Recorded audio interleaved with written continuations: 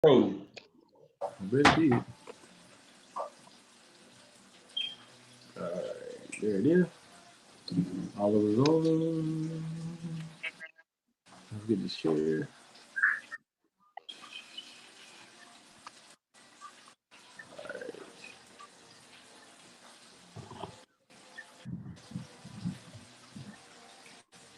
Don't forget to do y'all share parties and all that good stuff.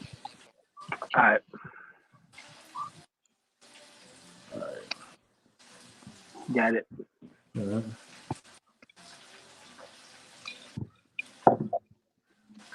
I do this right here. And we okay. you got the best of me, bro. Okay. Sometimes Oh, it's the best of me. like to pull up the questions and stuff. All right. Okay.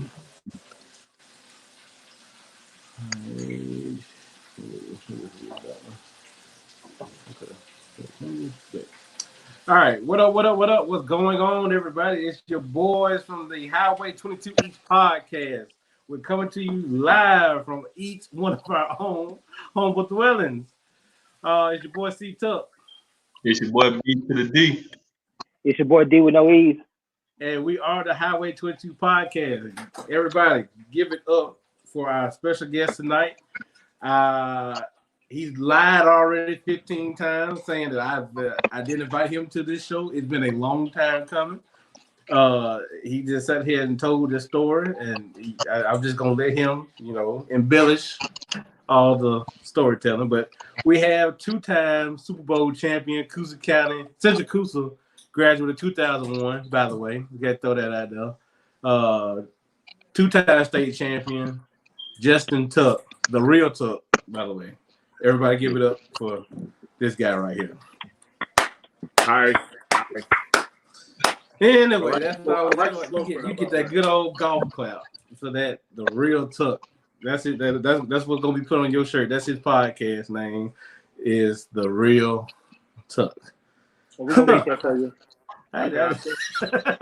Sure, think the reason why Johnson hadn't invited me because he knew I was the real Tuck.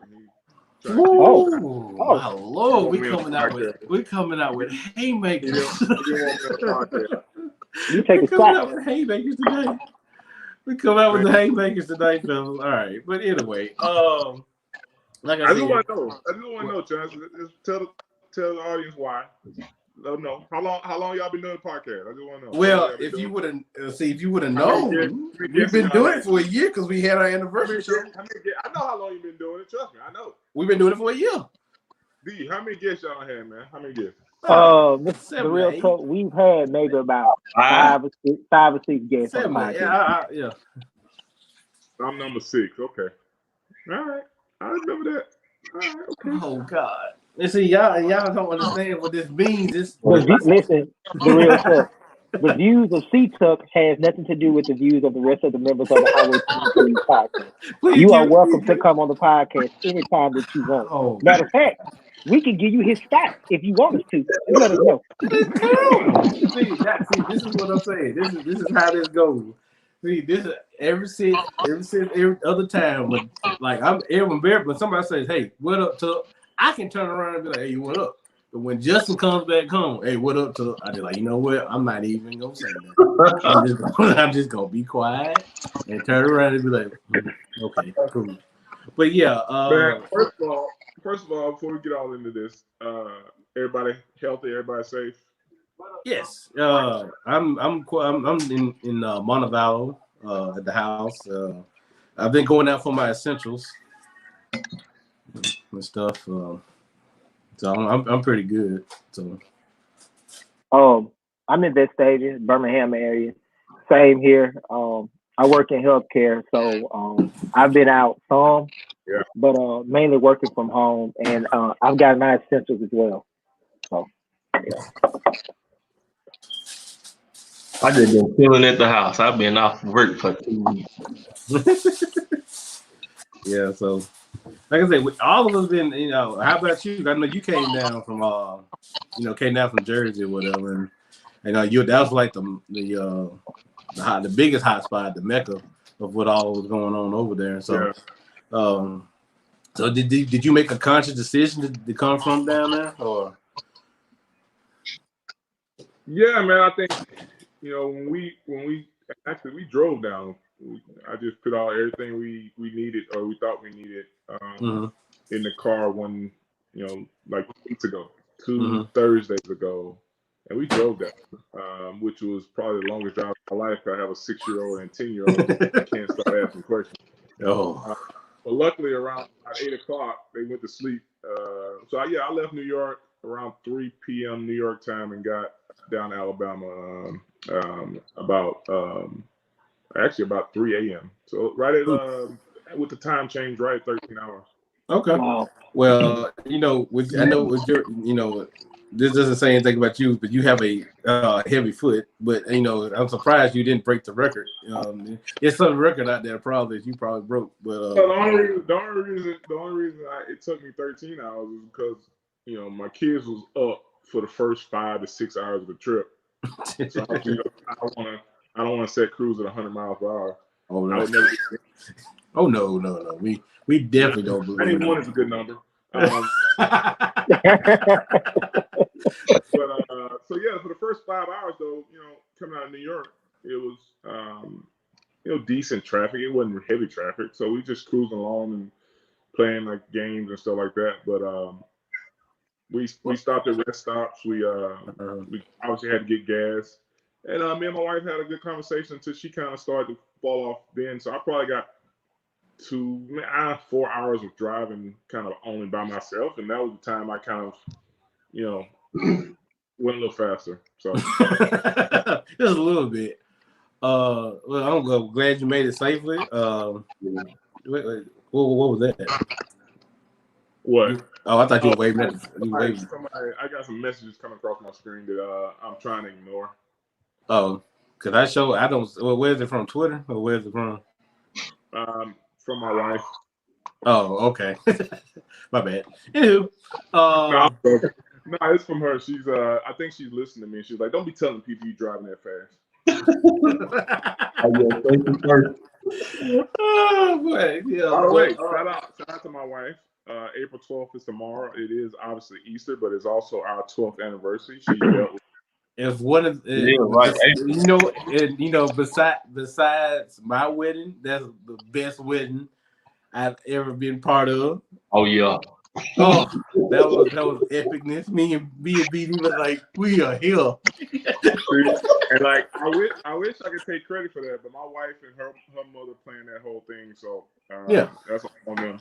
Yeah, because I remember we had that conversation. Me and BD had that conversation when we went up into the church and we saw the stained glass in the cathedral. Me and BD both looked at each other. BD said, "Oh, son, we are here." It was a big church, man. It was a huge church, man. And again, me and BD have said thank you so many thousands of times. Shout out to Terry Mitchell over there in Alexander for getting those tucks. We appreciate the cuz. But yeah, happy anniversary, bro. Yeah, happy anniversary. Happy anniversary. Thank you. So how long has it been? It's been what? 12 years. 12 years, yeah. 12 years. Yeah. April 12th, 2008. That's a long time. I got a people in there. I get on her nerves more than she get on mine. So I think I probably got more. Yeah, and that's exactly how it happens. You get what gets on. You think I know I get on Tracy's nerves. I know it. Because I get on their nerves too. Because I be getting on the podcast though. Because they be like, "Oh, we got to do what? We got to do what?" You have a PhD in getting on people's nerves. Oh, okay. Hey, I definitely would take a doctorate in annoyance. Ooh, you know what? You might need to. I like that. Yeah, I like that. Doctor of annoyance. So, Justin, I got a question. Brandon, B, y'all can use that. Yeah, okay. Okay. We got you. I got a question, Justin. So you said tomorrow is your 12th year anniversary. What advice can you give? Because I'm getting married in October. I'm getting married in October. That's the first thing you need to know what your date is. My bad, baby. But I'm I'm getting married in October. We've been in quarantine for 2, 3, 4 weeks, man. I get it. It's this, baby. My bad. But I'm getting married in October. What's the best advice you can give me on marriage? Being in the game 12 years. All right, so I'm gonna ask you one question and one question only. Do you love her? Hell yeah. All right, so if you love her, then her happiness is the most important thing, right? Yep. So with that being said, if her happiness is the most important thing, then you should be okay and you should be comfortable with being wrong. And what I mean by that is, even when you're right, you're wrong. Yeah. I mean, right? Either you can be in an argument with your wife and be right, and she's mad at you, and you both mad at each other, or you can be in an argument with your wife and be a bigger man, quote unquote, and let her be right, and then because at the end of the day, you're happy when she's happy. Mm-hmm. That's not the other way around. She's not happy when you're happy. I give you that. So allow her to be happy, even when it's times where you know what, you're right, which is going to be rare anyway. Yeah. Because women are smarter than men. Just to be honest with it. Mm-hmm. And so for me, happy wife, happy life. And like, trust me, I fail at that a lot because I'm one of the more stubborn people there is, and my wife knows that.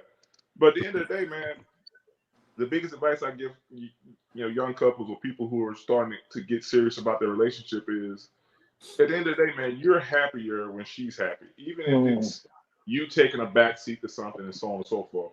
And I found that when those situations come up and I rarely take on the bigger man role, I end up being happier.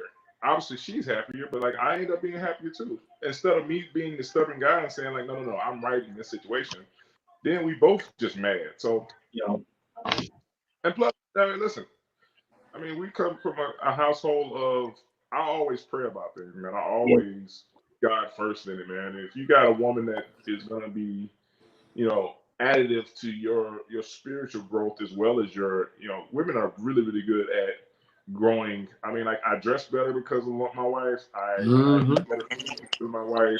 I have better, style because whatever it may be, right? They're additive. So I always make sure that like you're trying your best to be additive to what they're doing. I think sometimes we as men get a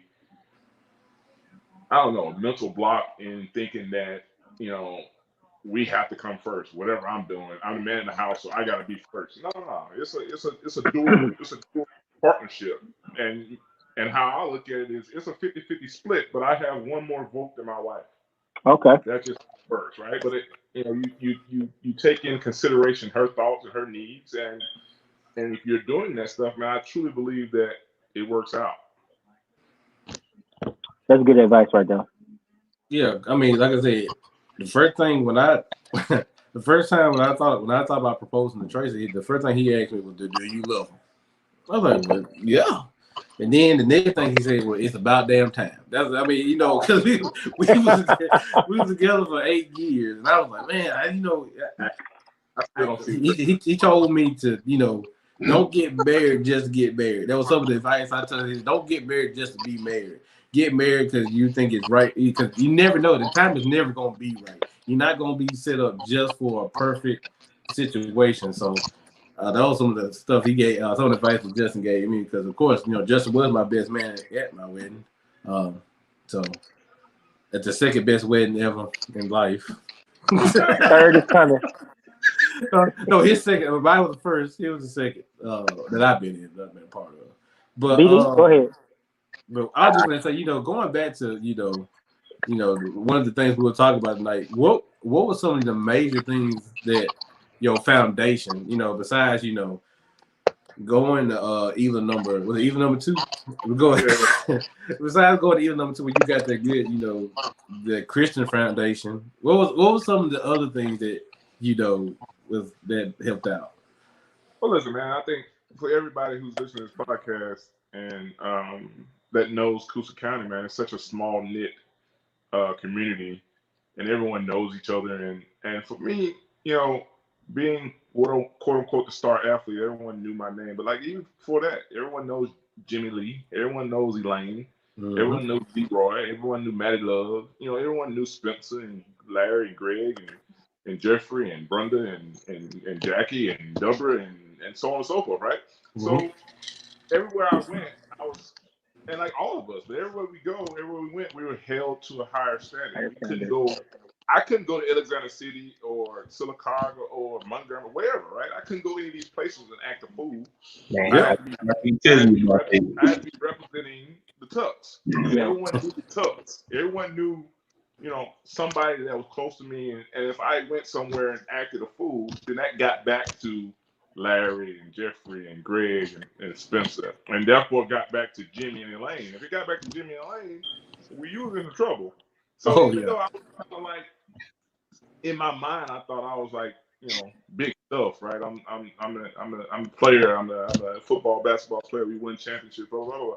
None of that stuff really fazed me that much. It never got to me that much because at the end of the day, all I was trying to do was, hold up the Tuck name and be respectful and all this stuff. If it happened, it happened. But at the end of the day, I think my family and those people around me that supported me all through my, high school, college, whatever you want to call it, all my career, they indirectly held me to a higher standard and held all of us to a higher standard. And I think with that, even when I went off to New York, that was still in the back of my head. I never wanted my dad or anybody from Coosa County to see me on ESPN or whatever doing something foolish, saying something in the media that was gonna in any way have a bad light towards where I grew up and the people that I was representing.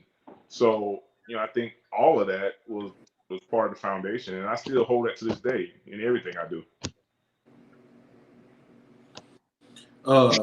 Like I remember, going back to some of the foundations of this podcast.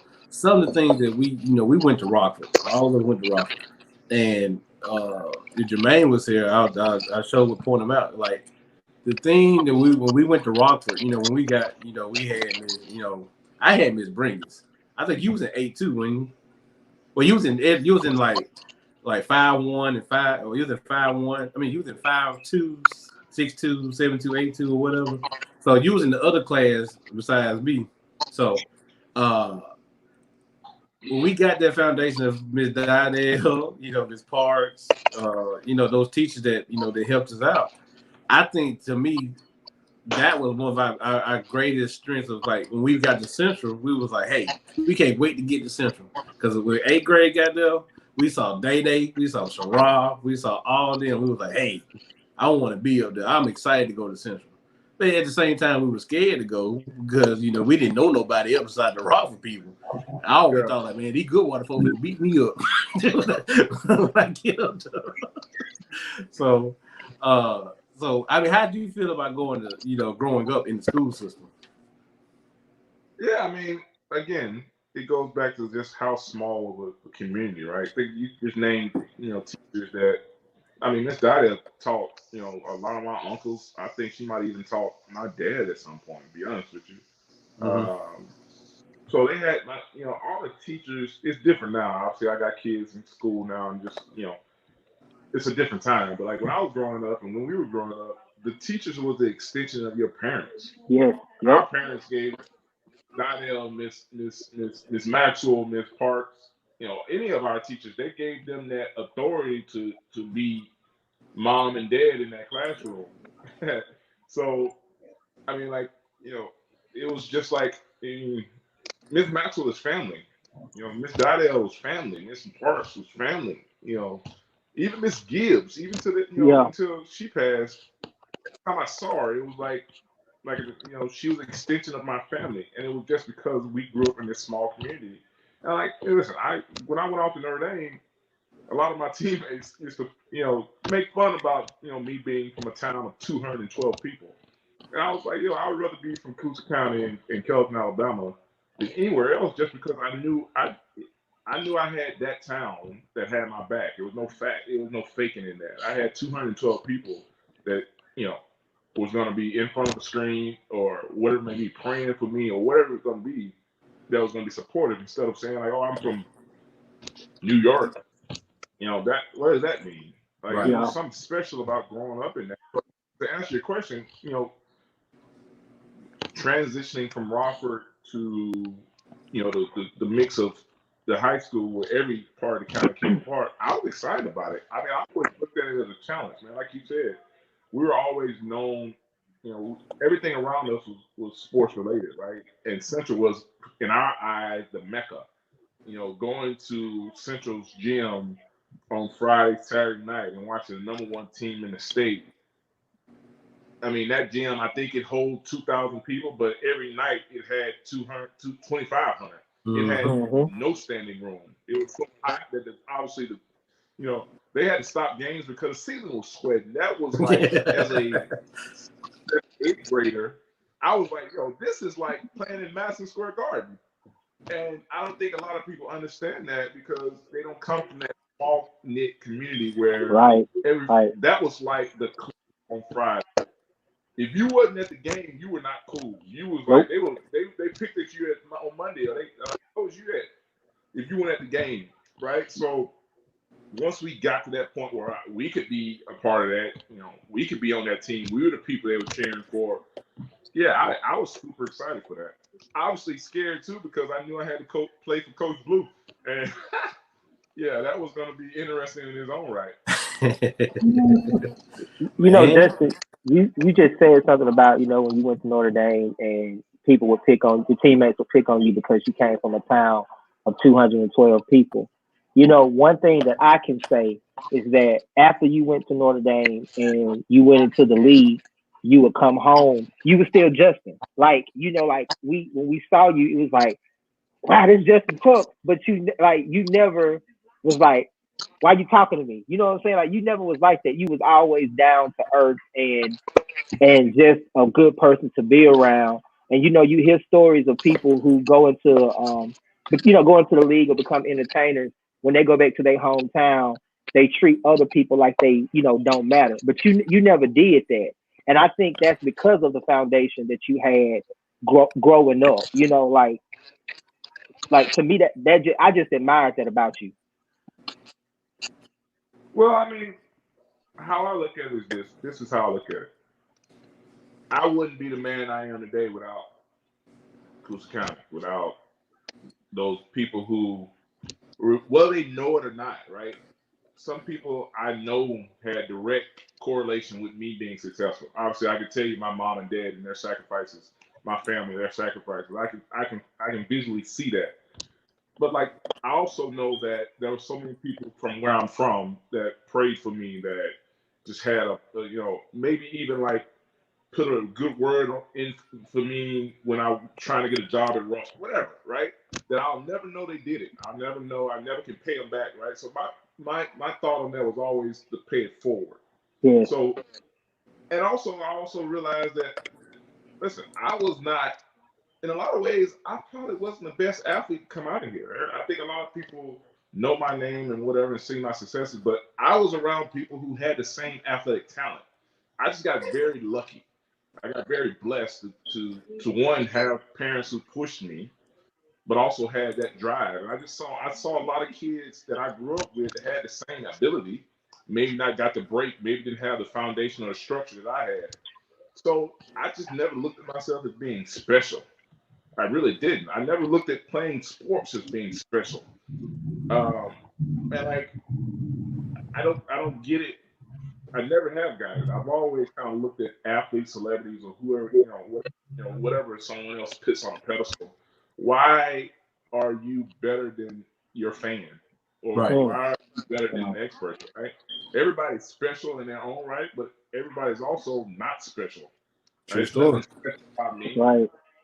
Or I can look at it from the not special side or the special side. Either I'm not special, so why am I big leaguing you? Or we're all special, so why am I big leaguing you? So I don't know where I got that from, but like I never wanted to be around athletes or celebrities who did that either. Like if I saw someone crapping on a waiter and whatever, something negative towards somebody who might not be quote unquote on their level, I kind of exit that premises. I never wanted to be around people like that. Before I bring Just Jay in, because I think he's a little bit under the weather. He does not have COVID-19. I'm gonna get some of these comments. We're not, for some reason, the comments are not coming on the board. But anyway, hey Justin, I just want to let you know that Steve Maxwell just said your face is looking like mine. It's time for a cut. That's what he said. So you want to go ahead and handle that jab, because that's a jab. First of all, my face looking like Steve Maxwell's. No. Okay. I won't go any further than that, other than to say that the only reason why I need a cut is because I've been in the house for the last 4 weeks. Yeah. So we're not going. So and then that would be a blessing to you if your face looked like mine, bro. Steve, you set yourself up for that one, buddy. And then Mr. Magic. Yeah. Oh, okay. And the next thing is he's trying to save face now, because now he just said my leg still hurts when he thinks about Donnie Jones. He said he owes him money for when he got hit with that bus. Yo, have y'all talked about this on the? Oh, countless of times. What's up, countless of times. Oh. Hey, good guy. Okay. First off, I felt like y'all were trying to replace me and getting Justin on here, so that's why I got on here. Yo. That's why I got on here, man. Look, I told y'all like, Thursday podcast like time, no curfew, no nothing. He just show up when he want to.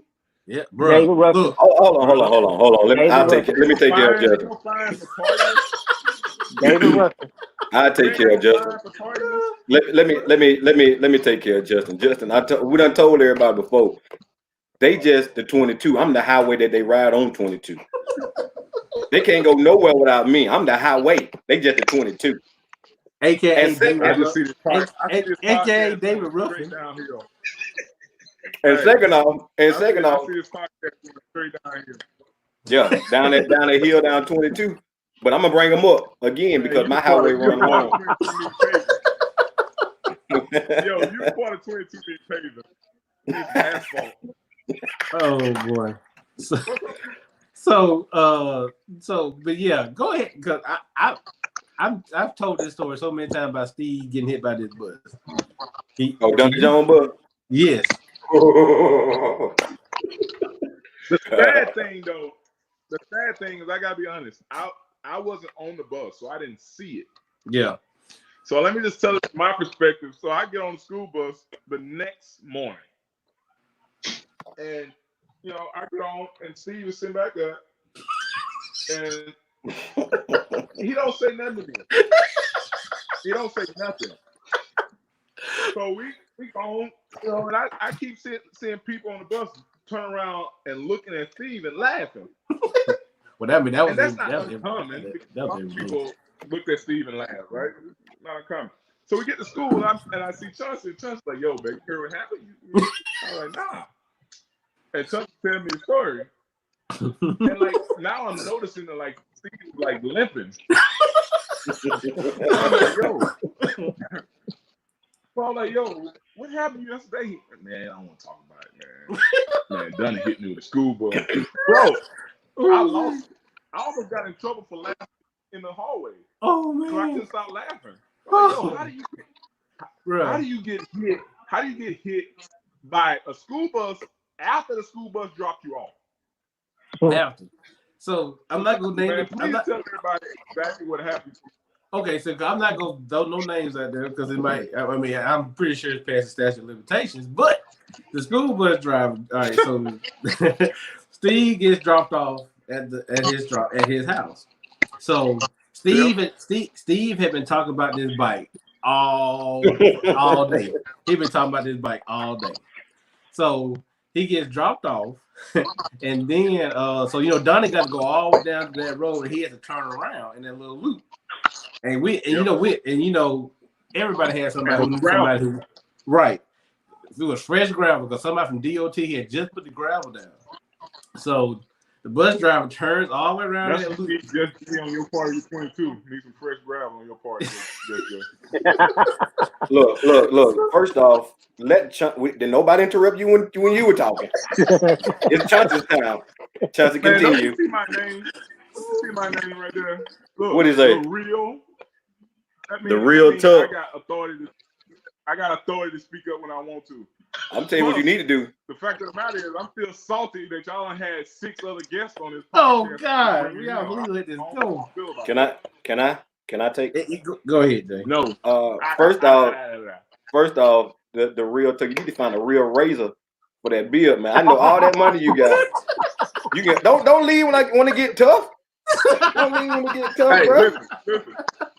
Listen. I can tell you one thing. I got a beautiful wife that love it. Oh. Nah, she just stuck with you. That's why she just don't want to leave. Say something. She's stuck, bro. She's stuck, bro. Oh, man, let me get through the story. This is about to turn to a Jake contest. Man. We get back to Steve. Nobody want to hear about Steve anyway, man. Oh, that is true, too. But I just want to say, but the thing is, though, when Donnie came down the road, Steve got stuck in the gravel, and his bicycle's wheels were spinning. So the bus driver didn't hit Steve. Steve went flying, and then the bus driver got off the bus and said, "God damn it, son, why the hell you didn't get across that street faster?" Grabbed Steve and the bit up bike, threw Steve back on the bus, drove him back down, and dropped him off, and we went back home. First off, y'all ain't finna be talking about my cousin like that, man. Talking about Steve, that was y'all ain't finna do. It makes sense if you can do it. It makes sense if you can do it. Second off, D, what the hell did you just catch? Fall too far from the street. Hey, y'all didn't see that shit, did you? D was over there did just like this and smiled. I told you the podcast was going downhill. Oh, he ought to have blown me kisses and shit. I told you this was going downhill. I made tacos. Hey, Chuck, where you at? Justin, where you at? You in Alabama? Home. Is that Alabama? Highway 22 East podcast does not know what Justin Tuck home is. Bruh, first off, this ain't ESPN, bro. We got 15 viewers on here, bro. Listen, bro. When I tweet this out, though, when I tweet it out after this, you're gonna see a lot of other people, man. That's why I should have been first. You gonna tweet what out? I should have been the first. First off, we should. We You late. Man, look, man. I think.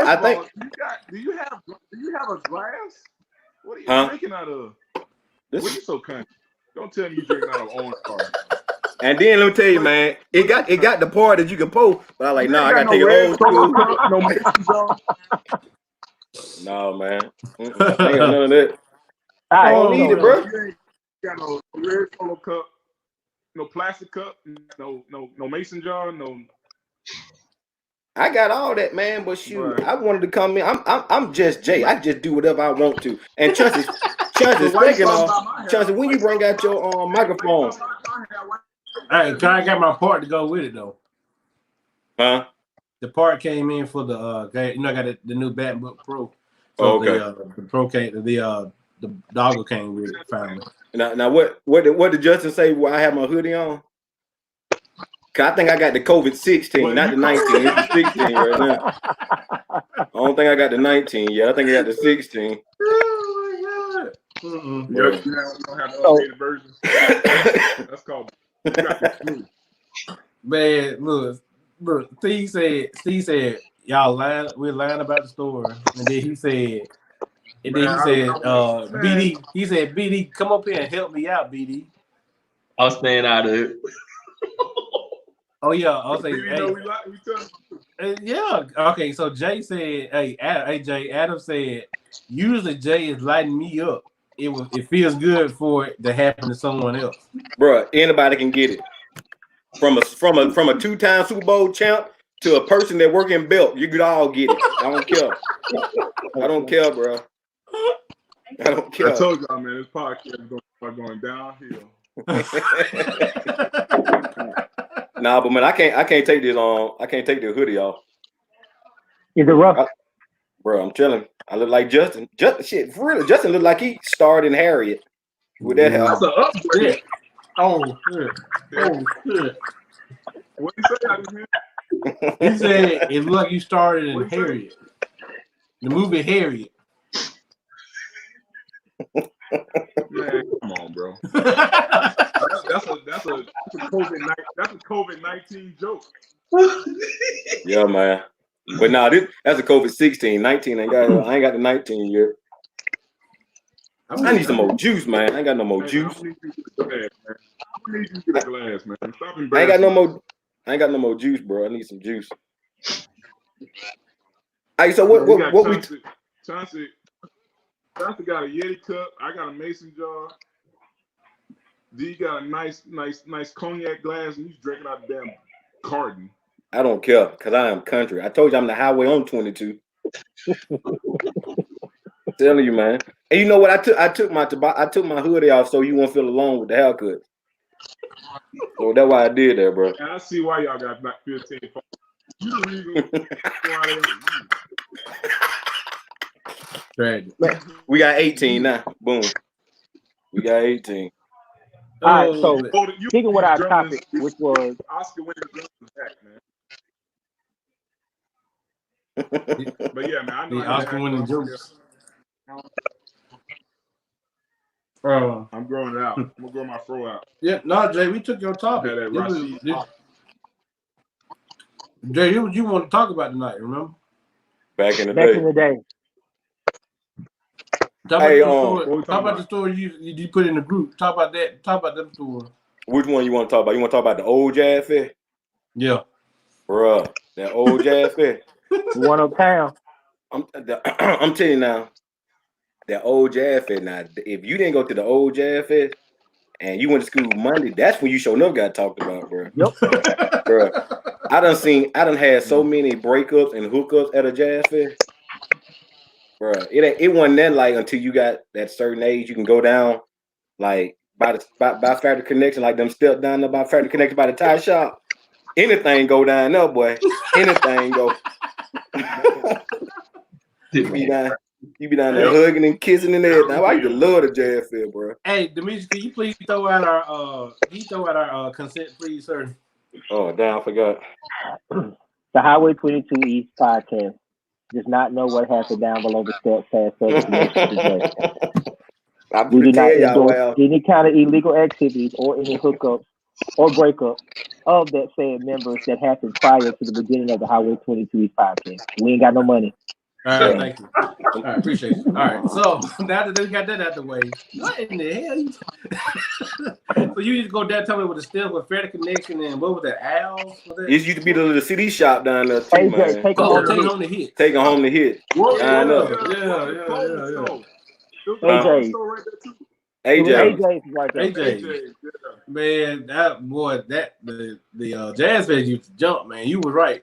During the summertime, we was all out of school too. That was our biggest meetup when we got out of school. Man, you go get them hard ass blue jean jabot, them heavy ass jabot, and walk down there with them Air Force Ones and them white. You were hot though. You were hot. What? You had them soldiers on jabos and high top Air Force Ones. Also, in a big ass shirt. Or big ass shirt. Cortez. Yeah, big ass white tee. White tee. That shit you'd be fun. I mean, one time, that's like the first time I smoked a cigarette was at the jazz fair. Right?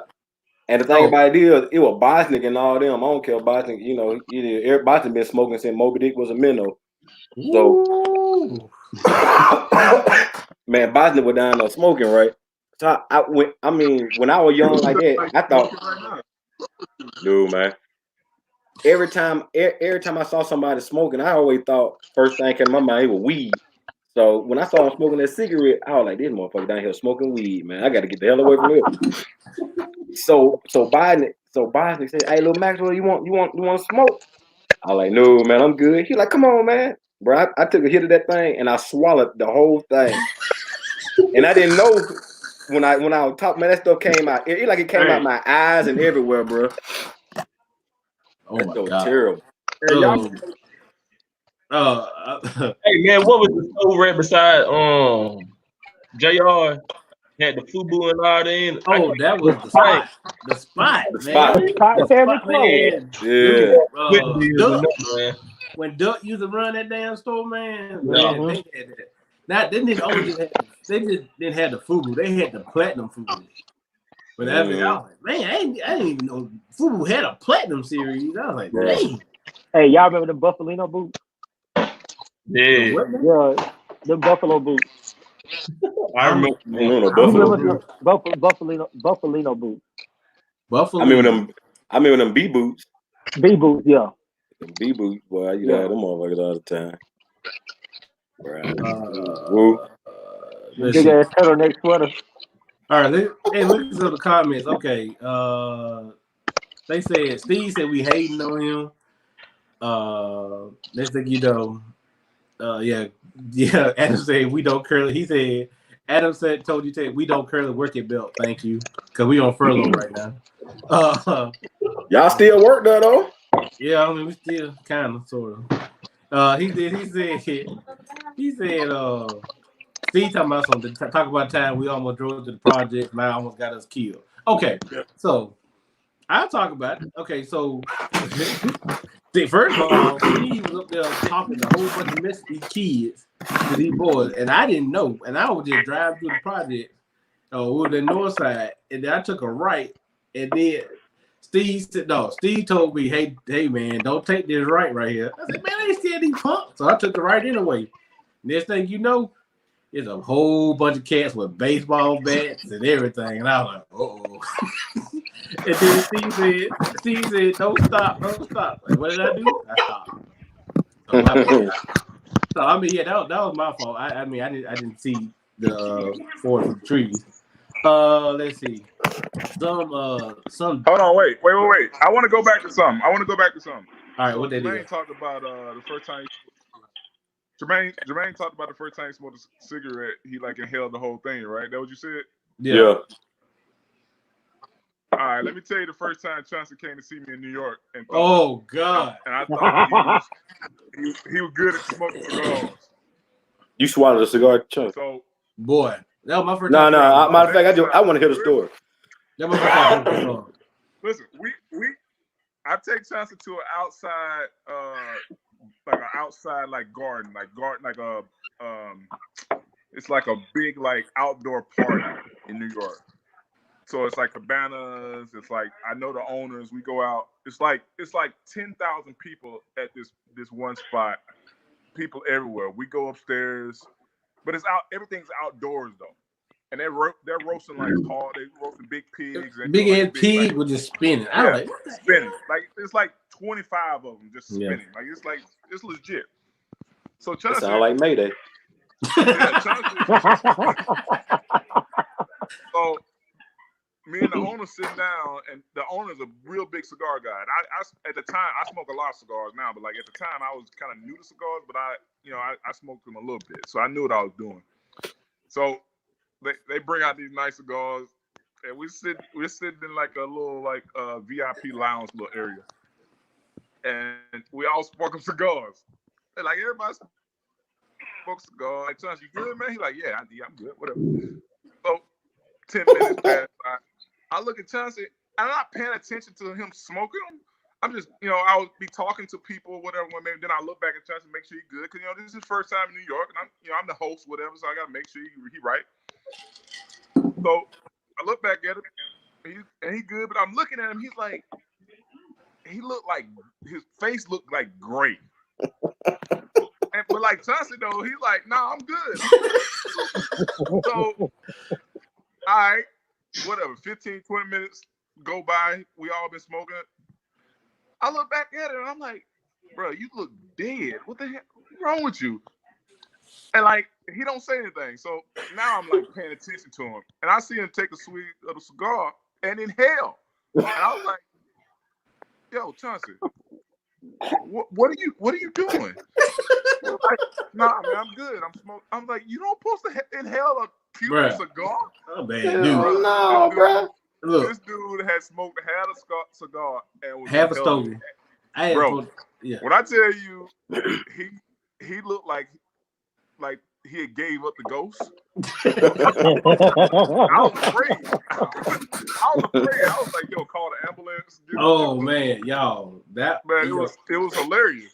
Yo, bro, I managed through the rest of the night, but man, I'm telling you that alone, I didn't know how to smoke cigars then, and when I was just like, okay, it's just like anything like cigarettes and anything else. I was like, okay, this is what you're supposed to do, man. I almost died, but at that same party, this is how humble Justin. We were talking about Justin being humble earlier in the show.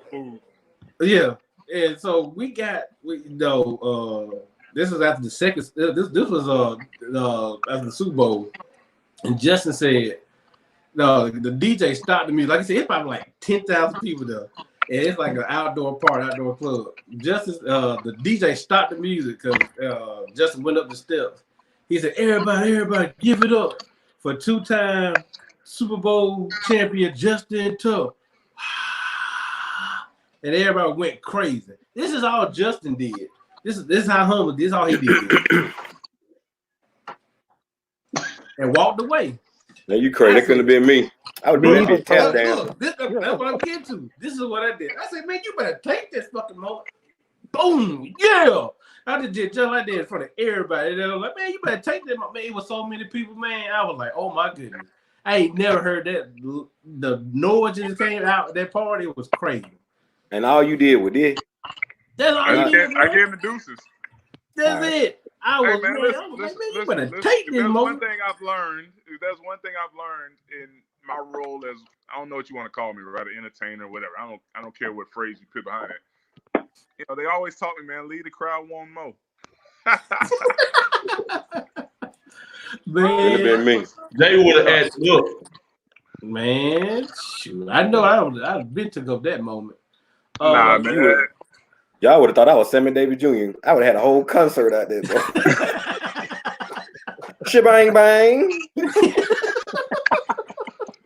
I'll still be out there dancing, bro. See, the Lord knew where I needed to stop at. He knew why. He like, Jermaine, you don't reach that point, your peak right here in high school. Because if I would have went anywhere else, and you, Justin, and you. Let me give y'all some real thoughts right here. This is the reason why, for me, it was always kind of like, yeah, whatever. Is I don't know. I guess I had seen so many dudes with so much talent get caught up in that life, and like a year later, no one knew their name. No one, they back home. There's so many dudes that have had their shot, and now they're,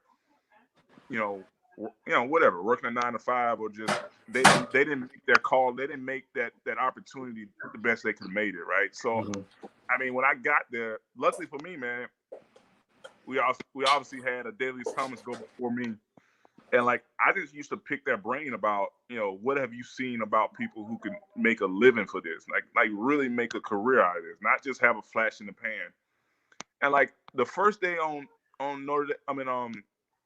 the first day we went out to practice at New York, and like if anybody ever goes to New York and like sees it, you can't see it like this no more because they done built like a mall in front of the view. But like when I first got there, it was a clear shot to the city from our practice facility, and we're on the practice field. And Michael Strahan pulled me aside. He was like, "Yo, Tuck, man, you got a lot of talent. Let me tell you something real quick."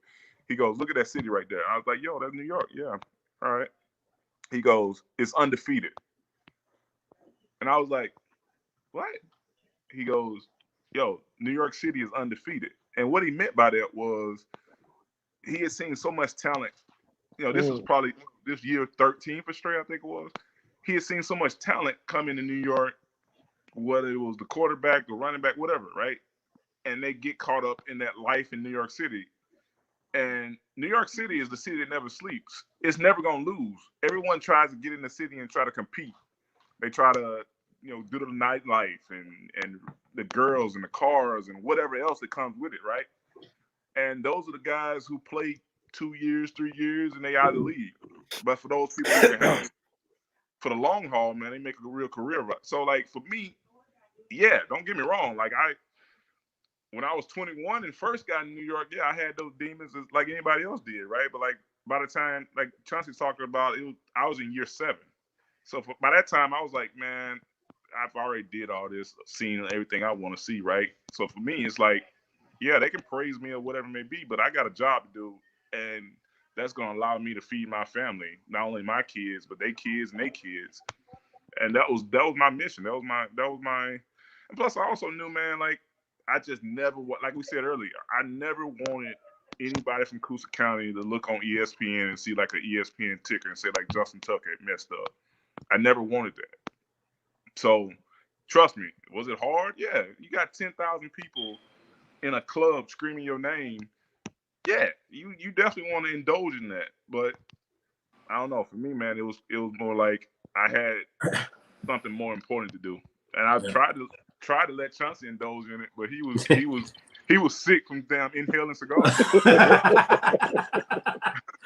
Oh man, dog, that's the sickest I've probably ever been in like my whole entire life. I was terrible. But you should have brought my ass to New York.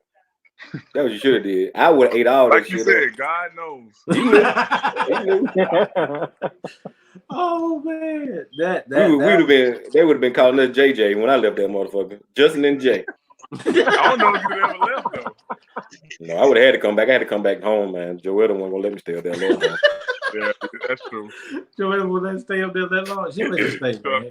That's She knew you last, were distant. She that let would you have been stay. the last woman I wanted any problem. Oh man, what? Nope. Because she wouldn't have called Justin. She would have called Missy Lane. Cool. Shit, Daddy probably wouldn't let me go for real. I just don't know because Justin a little too fast for you right now. You're a little too fast for you. You're a little too fast. Have you ever rode a train? He'll ask stupid shit like that, man. Have you ever went to a MARTA station before? Do you know? Have you ever caught a cab? He asked me questions like, no, I'll be with Justin. You not a yell taxi? Yeah. You say unpacked it? That's funny. Man, that's crazy. But nah, man, it was everybody's pathway is different. So I'm glad everybody, like I said, everybody came back to the circle that we was in now, because like I said before my wedding, we was always. I mean, I would stay in contact with Justin, of course, and D. Lit in Birmingham, and everybody else, with BD and Jermaine. Because Jermaine was my shoe club. Jermaine was my shoe club for the longest.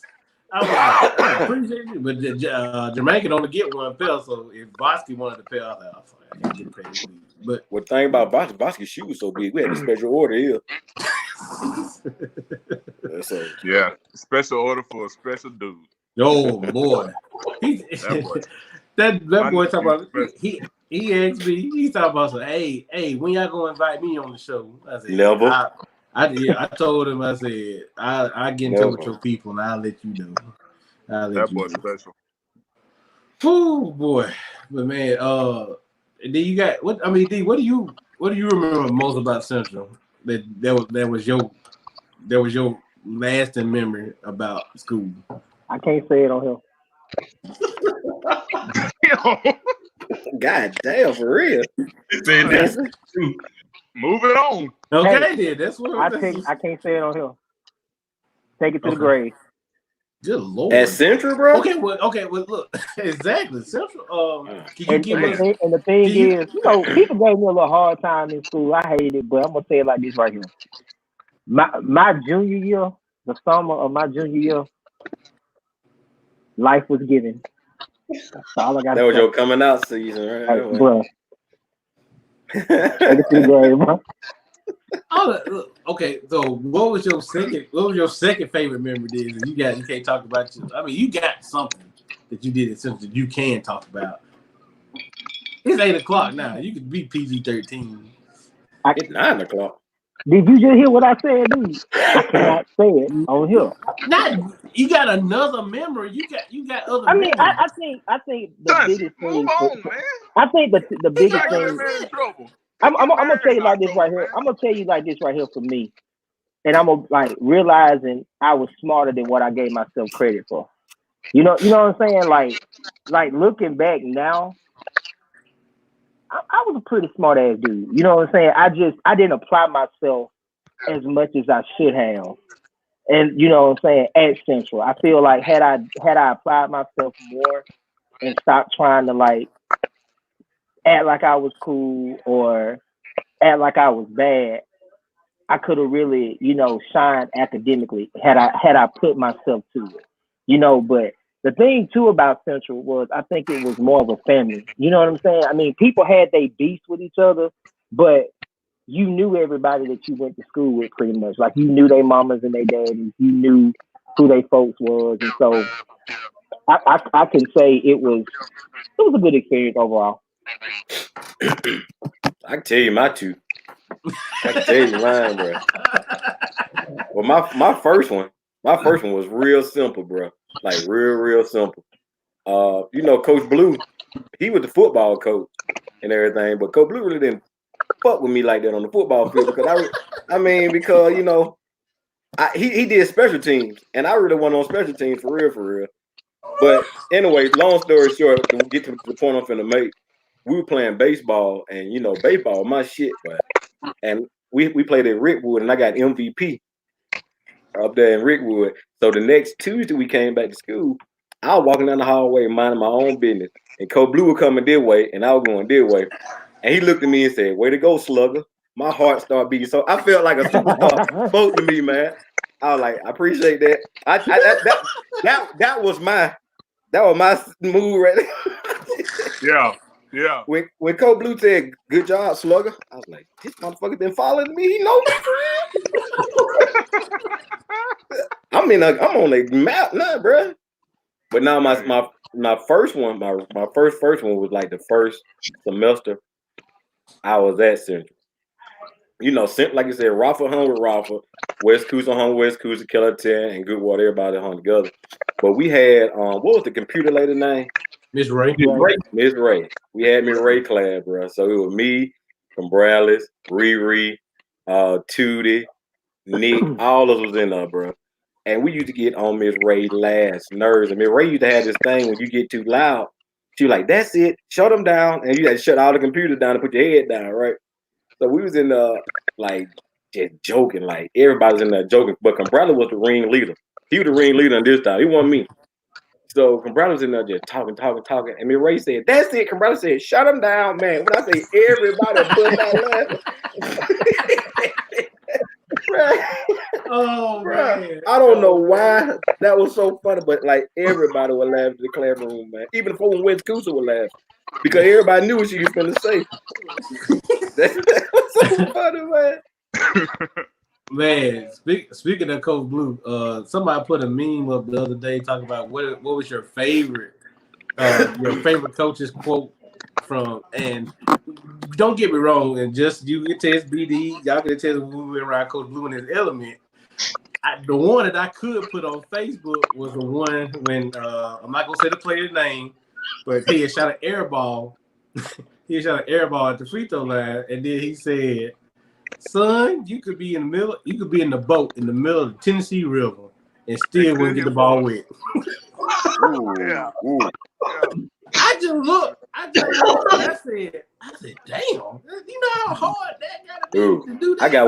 I got one worse than that, bro. I got so many worse. Oh, we got one worse. I can't say the coach name right here, man, but you know, this dude, anyway, I ain't even gonna say his name, but I remember he told a player on the football field, he looked him in his eye, grabbed him by his face back, and told him he was a worthless piece of fuck. I said,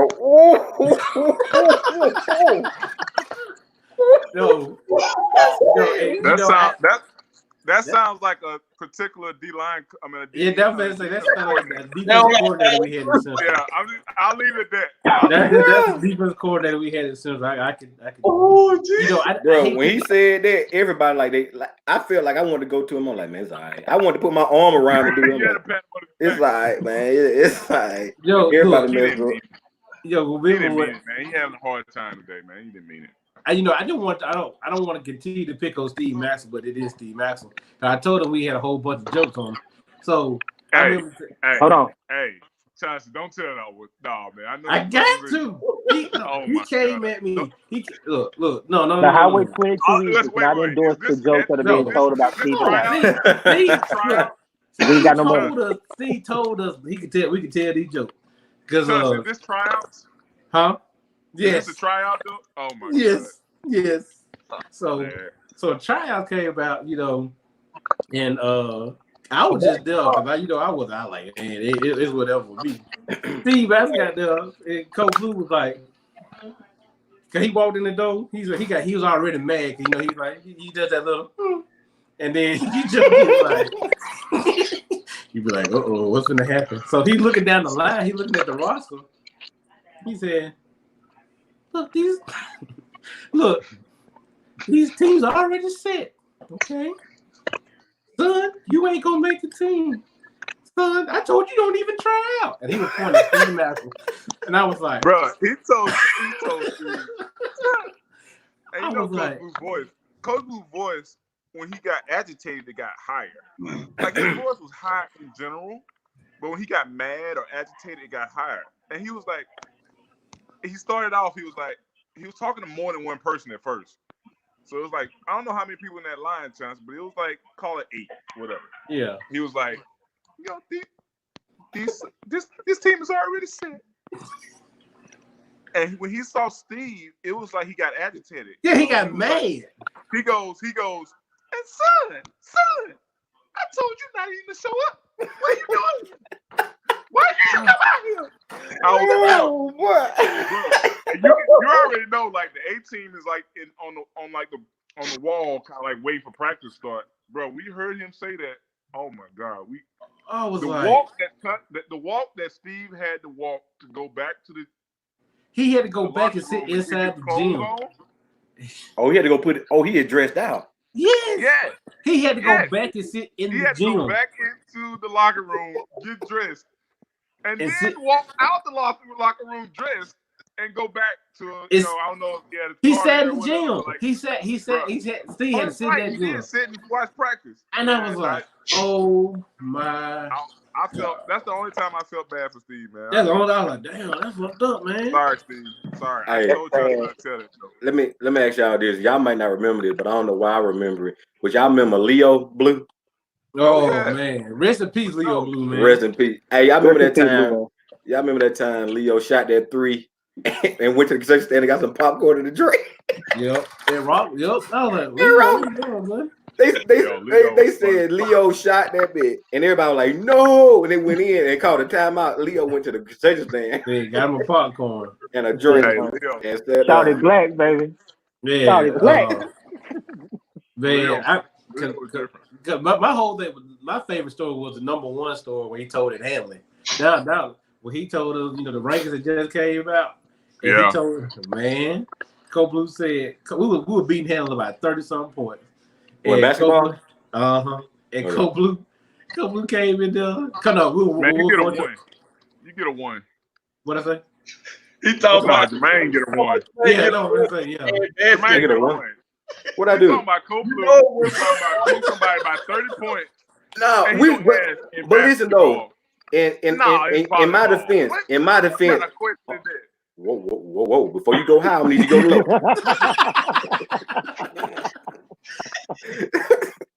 but y'all were beating folks in football by 32, man. You know what I'm saying? It wasn't there for y'all to beat a team by 30 in football. Okay. We went number 1. We went number 1 in football though. Y'all was almost for real though. We're number 10. That's the highest we ever got. It was a 1 in front of the 0. And boy, try out. All right. You still get a 1 though. I ain't gave a 1 out in a couple of years. I need to get 1. What the 1 mean? I thought 1 was good. That's the dumbest thing we heard tonight. That's the #1 dumbest thing we heard tonight. Number 1. You're gonna call me dumb? Man, Coach Blue tryout. Them the most intense, nervous moments you gonna have ever. That's bro. I mean, like, yeah, I agree with that. It doesn't even matter if like you was a senior, you knew you was starting. You still like the tryout, that first practice. Sweat set break. the tone for what the season. He set the tone for what the season's gonna be like. I remember like me, Jamario, Dino, all us in the corner, like, bro, man, this dude crazy. I was thinking the whole time. And the only person, the only person, only person in my 4 years of playing with Coach Blue that I used to come to practice. He would just be clowning Coach Blue and like talk behind his back and all that. Kilpatrick McKinney. Yep. The only one. Yep. Man, the Pat, only one. Pat was so funny, man. I used to be like, yo, we gonna have to run like 40 wind sprints because Pat gonna do something stupid today. I ain't had one time. Man, the person I was worried about the most was Jonathan Wilson. Jonathan Wilson. Let me tell you, Jonathan, like Steve Maxwell said in a previous comment, Jonathan Wilson used Central High School as a playground. Man, I used to be scared of Jonathan, man. I ain't gonna lie to you. Jonathan Wilson. Me too. Jonathan Wilson would go. Jonathan Wilson would. I remember one time he was like, he said, "Man, bump this. I'm gonna do something stupid." I said, "Okay." Chauncey, some of these we can't tell on this. Oh, I'm not telling. I'm telling the good ones. I'm telling the ones we can't tell. We ain't got no damn money. We ain't got no money. Broke. But Wilson would take all his clothes off and do cartwheels. This is probably one that we can't tell. The Wilson do cartwheels, butt naked in the school, and then come back around and put the clothes on. Bro, let me tell you. That's probably one we should have told. I mean, that's a lot more. That's indoors. That's the best one. I mean, that's the only one we could tell you. Nah, the best one we can't tell, but I'll give you the preview. Is we're pizza. In pizza. We're in the pizza. Oh yeah, I remember y'all told me about that one. We can't tell that one. We can't tell that one. We can't tell the one at Tula's. All right, so let me tell you. Let's off the podcast. No, I gotta get this one, man. I was in the 8th grade, and I was on the varsity baseball team, and I was in senior girl class, sitting down, waiting for baseball practice to start, and Jonathan came in and said, "Oh, you Joy brother, ain't you?" I was like, "Yeah." He like, "Oh, okay. You a little cutie." I said, "What the?" I said, "This is what I gotta look forward to when I come to high school?" Man. And man, he was convincing too, like, "Oh yeah, you a little cutie." Mm-hmm. I said, "What the fuck is going on in Central?" No, man, you only got Nando, man. Do what? He got Nando too. I don't know what talking about that one. We can't talk about that one. Can we move on? We moving on. Talk about this one though. This we one, ain't got no money. No, it was Spirit Week. And Wilson came as a Kilton basketball player. He came as a Kilton basketball player. And then he had a ball head. So when the next day he got some electrical tape and got braids. He had to All I'm gonna say is, oh man, D, I'm with you on this one. I need to see like the fully edited version of this before it goes out. Oh my god! Wilson said, I got the braids done. He said, I just got them done last night. I said, Wilson had a ball head yesterday. Man, Wilson was foolish. Man, he was athletic though. To be honest, for real though. Yeah, he got mad. He was about to hurt me because he said, "Hey, when we got out of high school," he said, "Hey y'all, hey man, you think Justin can get me on the real life?" I said, "Huh?" I said, "You think Justin can get me on the real life, like the TV show, the real life?" I started laughing, and then he said, "What the fuck you think is funny, man?" I was like, "Oh my bad. I didn't know. I thought you was just joking." I was like, "Oh, my fault." You ain't want to try Wilson. No, man. Nah. But I'm gonna be honest with you, man. I know I don't supposed to say this, but Wilson's that type of dude, man. If you ever got to fight with him, you probably shoot him. So yeah, man. He was strong, man. He was one of the most athletic people in any sport, really. I mean, like whatever. Don't forget about Gerundo. Mm-hmm. Oh yeah. Gerundo Junkin. I seen Gerundo do a backflip off the bleachers, bro. No, hold on. Tim Blue. Exactly. Tim Blue, yeah. Tim Blue was probably the most athletic person to ever come through Coosa County. Because he'll be hollering Putwood early that morning and he'll come straight to school. Hey, I'm gonna tell you something about Tim Blue though. He support our podcast. Joe. Every time we post something, he shares. Every time we do something, yeah. So shout out to Tim Blue. So he told me, he said, man, because I told him at the Martin Luther King Day parade, I said, look, I can't pay you no money. Wait. I don't know why this popped in my head, man. But you remember Tim Blues the up back in the kickoff? I remember that. I remember y'all telling me about that one. Hey, Greg, I'm about to let GM in. Hold on for a second. All right, there you go. Doc. GM in this thing. What up, player? Brad, what's up, man? Brad gonna come in like 30 more minutes. No, Brad can't come in. Retarded. But hey, on that kickoff return, we was at Jimson, and it was a sky kick, and Bo and Pat was back, and it was a sky kick.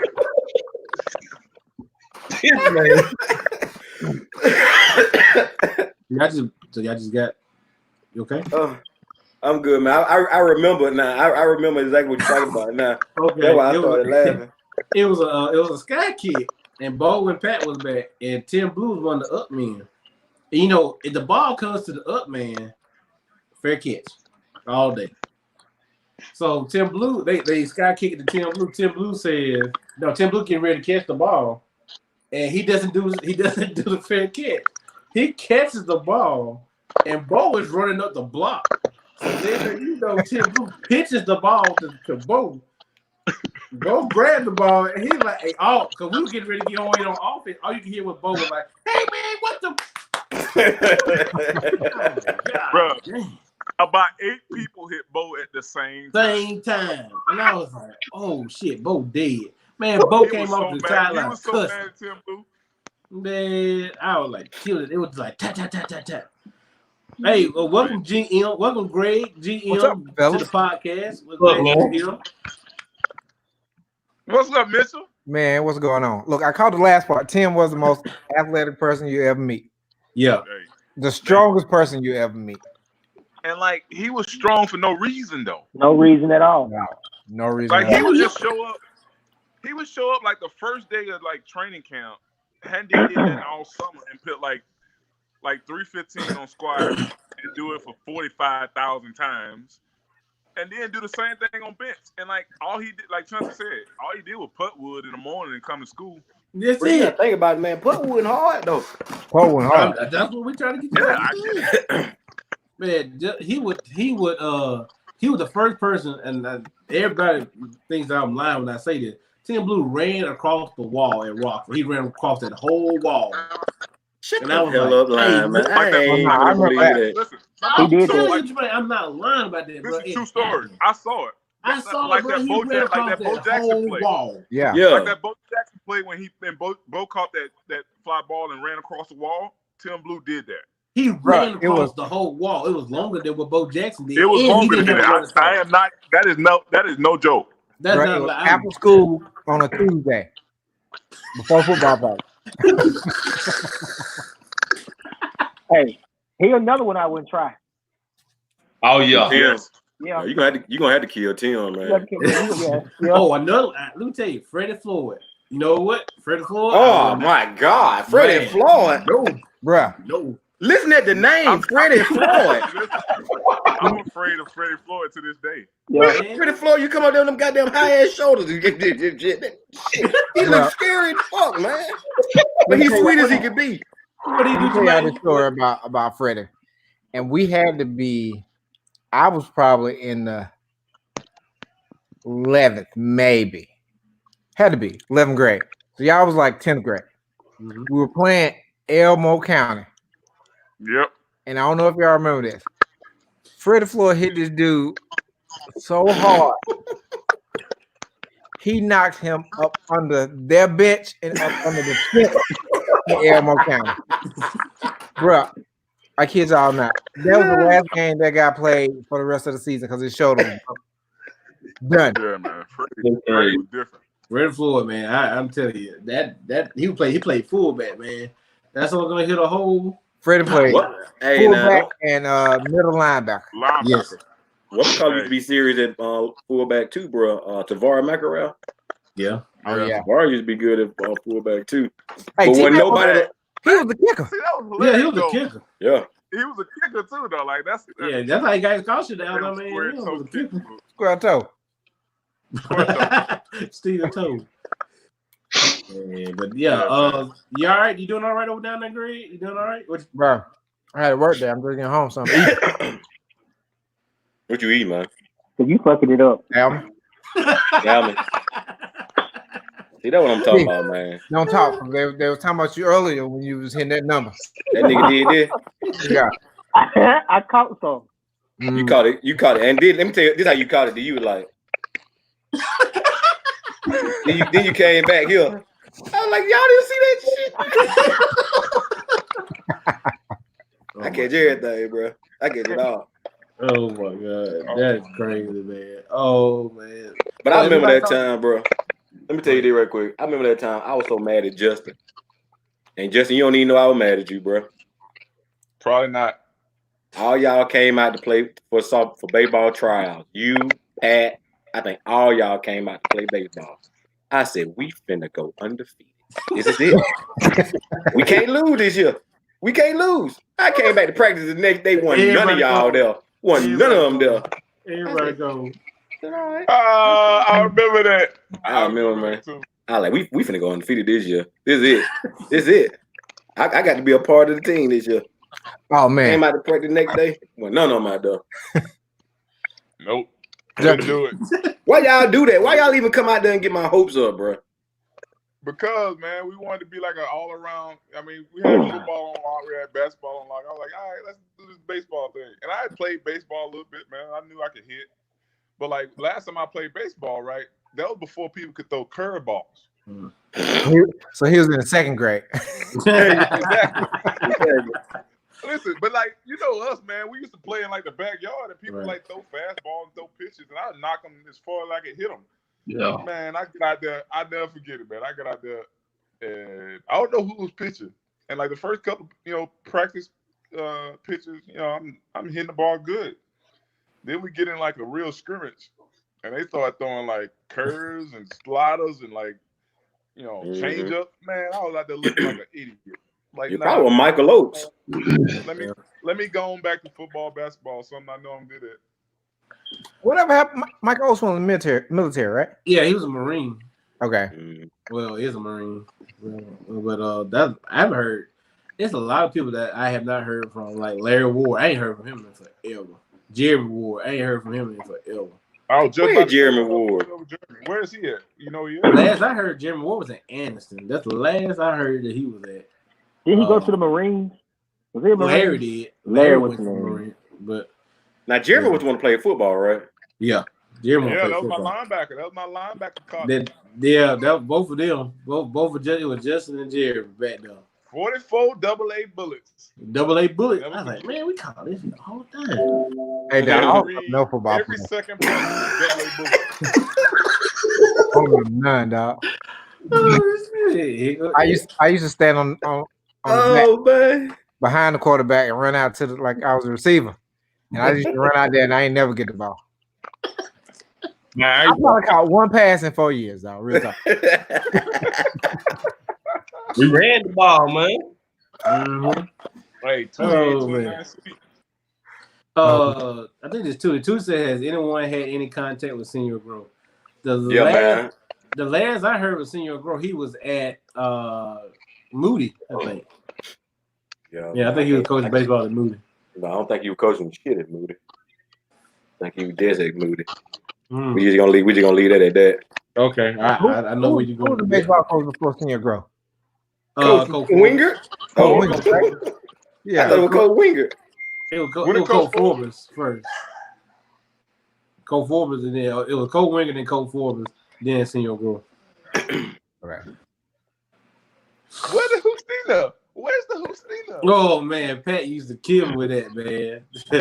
Pat be in the class, and I remember when Pat be in class, Shamisa grabbed his notebook, and Shamisa just tear the notebook in half like that. She just rip it up, just tear it up. Dang. And then we didn't know what the word for Spanish for justice was, so Pat just holler out, "Oh, senor. Oh, where's the Hoostina? Where's the Hoostina?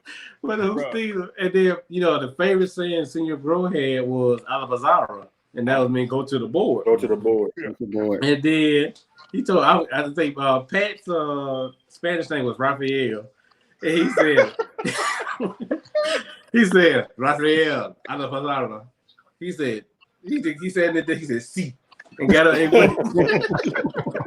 He went up to the board. Senor Grow told him to write a sentence in a diagram, like write a sentence in a diagram, but out. He would write it so small, it'd be like tiny. He would write it tiny in hell. It'd just be like tap, tap, tap, and then he'll do just like he'll look back at it for a minute. He said, "Yeah, that's it. See, senor. See, muy bien, senor." And then Senor Grow just one day, Senor Grow just said, "You know what? Correct, Raphael. Correct. And that's the only time he got a correct in Senor Grow class. I mean, I learned a couple words in Spanish too. I ain't learned none. No shit. Trabajas.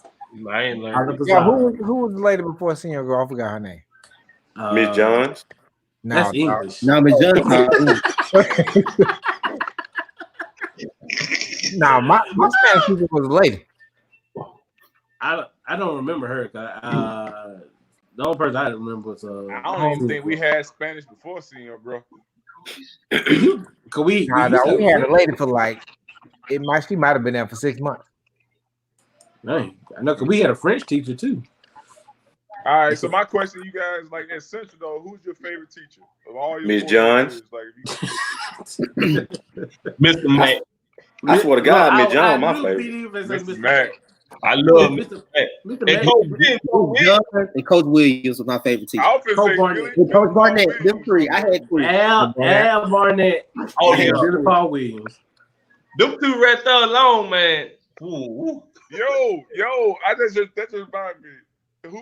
Everyone took that health class with Coach Blue, right? Oh yeah, no, Annie. Please say Annie. Do not call Annie no dummy. Annie, don't call her the dummy. Yeah. Don't call her dummy. Who was it? Jim, you went to class with Klarinsky. It was me. It was when we went to class with Klarinsky when we did we started doing the CPR. And Coach Blue just told her, Coach Blue eat peppermint every single day, every class. He popped that peppermint. He was like, "Okay, guys, we just, you lay Annie down, and you go, are you okay, Annie? Are you okay?" And I was like, "Is that Michael Jackson?" But anyway, I was like, "Annie, are you okay?" And then he'll say, call 911, and you had to do it step by step by step. Man, Clarissa got up there and said, hey, are you okay, dummy? Are you? I was like, he just called Annie a dummy. Coach Blue said, "Son, get out. Right now, get out. Get out of my class right now." And I was like, Clarissa, then he said, "Man, I don't need it." Remember when Clarissa competed in the trash can? Y'all remember that? Let's move on. Oh, my bad. Hey, let's I need you to take. I don't need you to drink no more. You've had enough. Move on. Hey, I'm just like you from last week, though. Hey, that just reminded me, and we can't talk about it in the podcast, but the Karinsky story reminded me of another athlete or somebody who I wanted no problems with. Y'all remember Desmond Ford? Oh, bruh. Man, no. He was another one. Listen, bro, Desmond would Greg he would just pick you up by your head like this. Yeah, I wanted no problems with Desmond. Man. Everything about Desmond was like strong. How he used to run just made you think like he was the strongest person in the world. Bruh. Like when he ran, it looked like it hurt the flow. Like I didn't want no problems. No problems with Desmond. Hey, but no, Desmond used to have the gym rocking during basketball season with those 2 quarters on the bleachers. Man. Him and Jamario, the quarters fresh. Mm-hmm. Man, Desmond, I used to laugh at Desmond every time he run down the floor and when he tried to establish position in the post. I'm like, damn, you can't run the dude over. Desmond, you can't run the dude over, Desmond. They were playing football that day. Hey, shout out. I mean, that D4 his brother too. So I guess he took the mold out the D4 for Desmond. Hey, Greg, who was your favorite teacher? I ain't even ashamed. Desmond was the first person to do that. You say you ain't know Greg? True story. No, I'll say probably Miss John was the favorite. Yeah. I'm gonna tell you why Miss Jones was my favorite teacher, bro. Joy had hyped Miss Jones up, and Joy had said like Miss Jones was like the Wicked Witch of the West. So I was so scared. I was that whole summer before ninth grade. I was practicing cursive because you can only write with those pens with the eraser made pens and stuff. Yeah. So the whole summer I was in there practicing my cursive and stuff. So Joy was like, "You got to be there on time and blah blah that kind of stuff." You already know how paranoid Joy is. Yep. So I get in there first day. I'm in a nervous. So I'm writing. Second day, it's cool. By the third day, I was like, "Hey, Miss Jones, you good? You straight? We good?" She was like, "You're great, Jermaine." I was like, "Boom, that's it." I love Miss John, bro. I love Miss John, bro. And when her and them white kids, when we used to watch Romeo and Juliet, and when the sex thing, the sex part, you come, she be trying to turn that TV just like this real quick. You love Miss John, bro. But I would say Miss John and Mr. Graham. Yeah, Mr. Graham. Great. I said Coach Barnett and I said Coach Williams because it was so funny, I had a little bit of history, a fondness of history, but when it came to those two, they took it to the next level. I understood trench warfare because of Coach Williams. Fireside chat. Do what? I remember the fireside chat. Yeah, the fireside chat. Yeah. I remember when Coach Barnett used to hit. You gotta throw Miss Gamble in there too, though. Oh yeah. Miss Gamble set the tone for PE. Yeah. I'm like, we didn't never do this in PE. Best PE classes. We never had that was the best PE classes we ever had. Man, we go in there tripping if you want to. That damn Tybo. Yeah. Don't play. Don't play. We didn't get you Tybo. We did Tybo. We did that shit on that goddamn 19-inch screen. There were like 20 of us in there, and we all knew what to do. Play if you want to.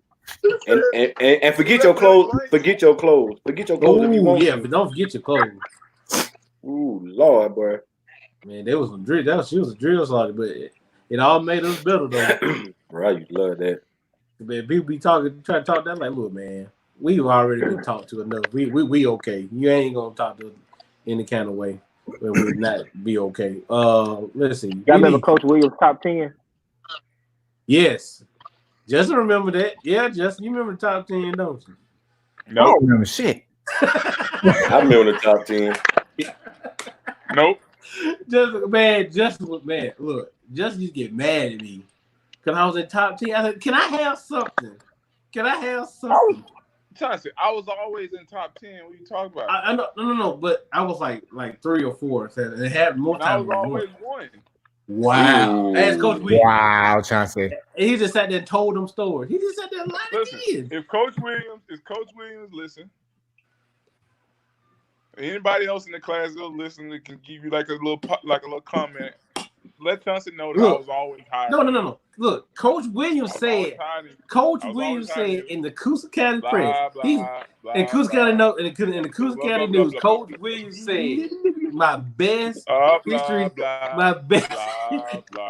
history student was Chauncey Tuck. And he said that. Chauncey. That was your class, bro? 01? Because I stayed number 1, number 2 in top 10 for my senior year. It was between me and Bill Mitchell. Chauncey. Punk ass nigga Bill Mitchell. Sorry.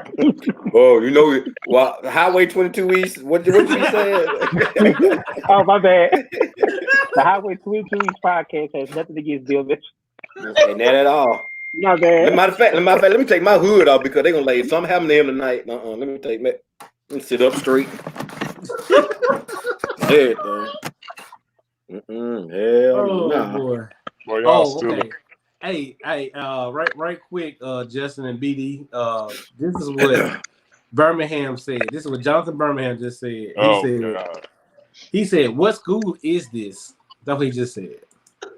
What you talking about? Y'all want to take that? It's the school that beat Ben Russell and everything. Everything. Yeah. Everything.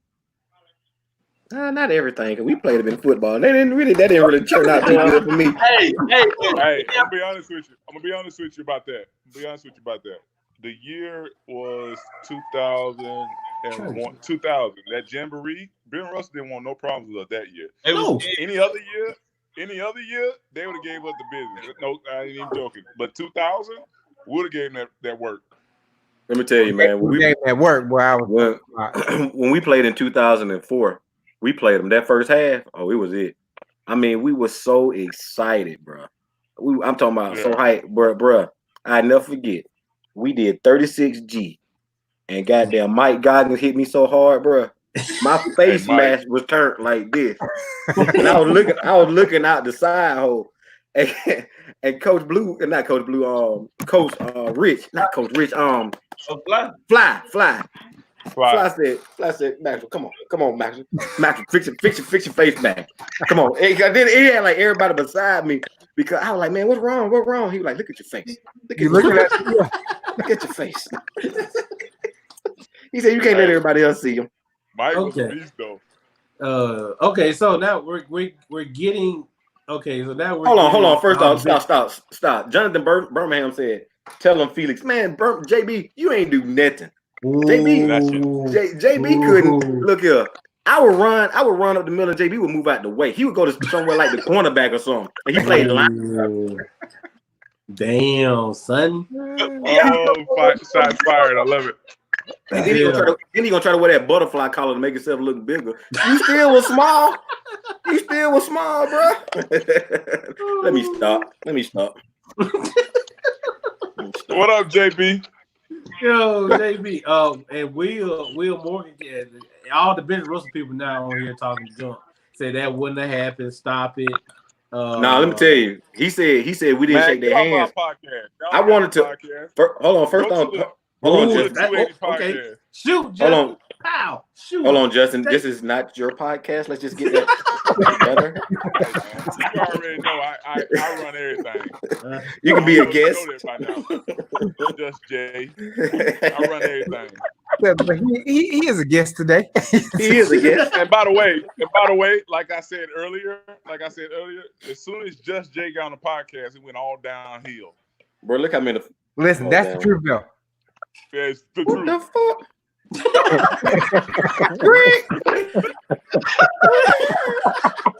What? Oh no! Hey, bro, I got the mute again. He going off on that mute, but he can't say. Look at it. He said, "Fuck you, Jimmy." He said, "Fuck you, Greg." Hey, bro. Hey, man. I didn't mean downhill per se, you know. per se. Did y'all shake their hands, Jermaine? I wanted to. I ain't had no problem with it. We just got beat. But Coach Steers was in his feelings. He was like, go to the locker room. And I was trying to go, but Coach Blue was like, no, Jermaine, come on. I was gonna shake their hands. I ain't had no problem with them. But my thing was, we already knew what time it was. We were just trying to give a little good game for the county, man. That's it. We were just trying to bring the county out. We already knew we were gonna get beat to sleep, bro. We have enough depth. Them boys, Brent Russell had like 75 players. We had like 30. And then y'all was in the game. 30. Y'all might have had 23. Yep. Just enough. No, I'm saying that's how it was when we played. It was the same thing. Got to go on mute. Got to go. We shouldn't have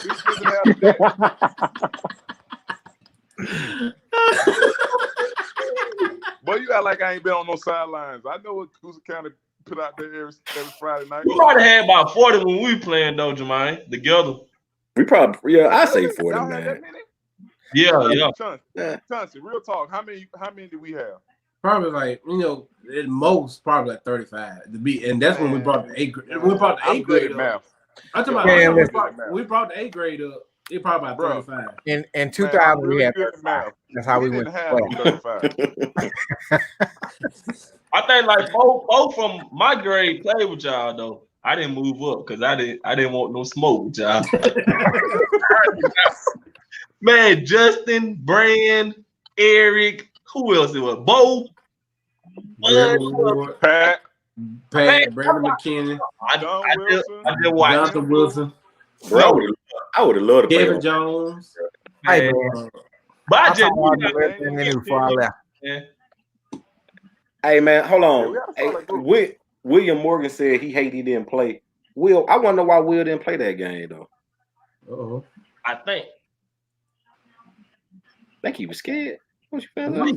That what you said, BD. I ain't say that. BD said you think you was scared. I ain't say it. I think it was like 05 when y'all played them. 06? 04. We played them in 04. Oh, okay. Well, I was wrong, though. Man, it just like I said, like the death was the reason why because y'all was in the game until halftime. Y'all didn't y'all run that open the kickoff back? Popcorn did, man. Yep. We wasn't the opening kickoff. It was the opening drive. Opening drive, okay. Mm-hmm. Cause I remember I was like, man, okay, we might be. Well, hey man, let's talk about stuff we used to beat Real Russell in. How about that basketball though? Boy, I can't talk about it. I didn't play basketball. Boy, I used to go to the games. I used to go to them games though. That part of live. Those games were so live. Man. Hey, wait. I'll be honest with you though. The best feeling about those games and any of those games, right, was like that moment when the B team was going into the fourth quarter, and the A team had to get up and go get dressed. When we used to get up, right, bro, that's when you felt like you was a rock star. Crowd used to go crazy.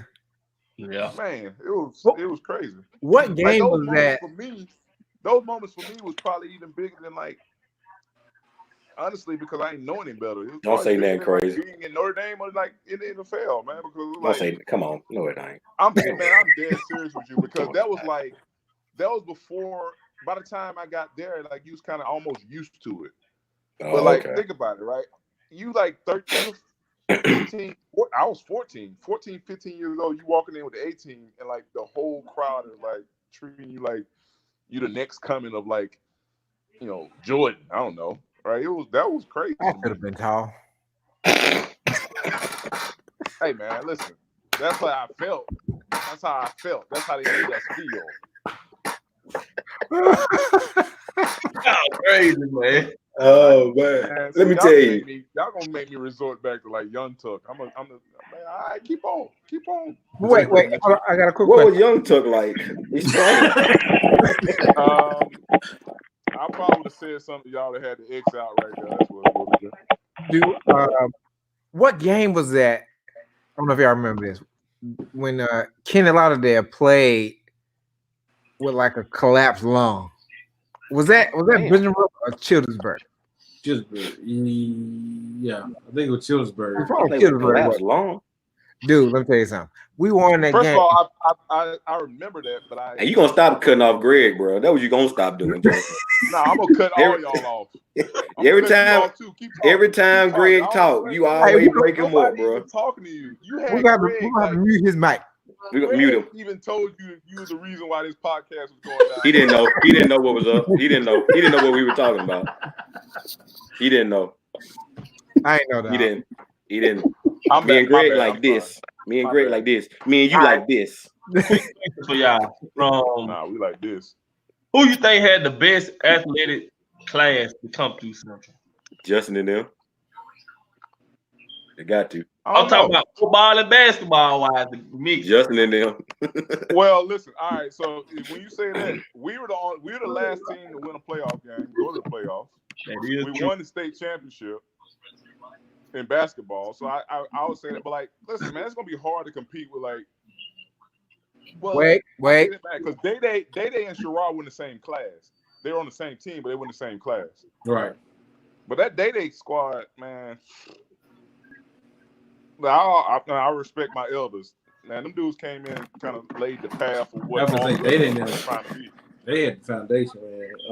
They had the foundation, but if I was gonna be honest with you and say like from top to bottom, that 2001 class was pretty dope. Nah, dog, I'm gonna just real talk. That 2000 class was dope as one of all.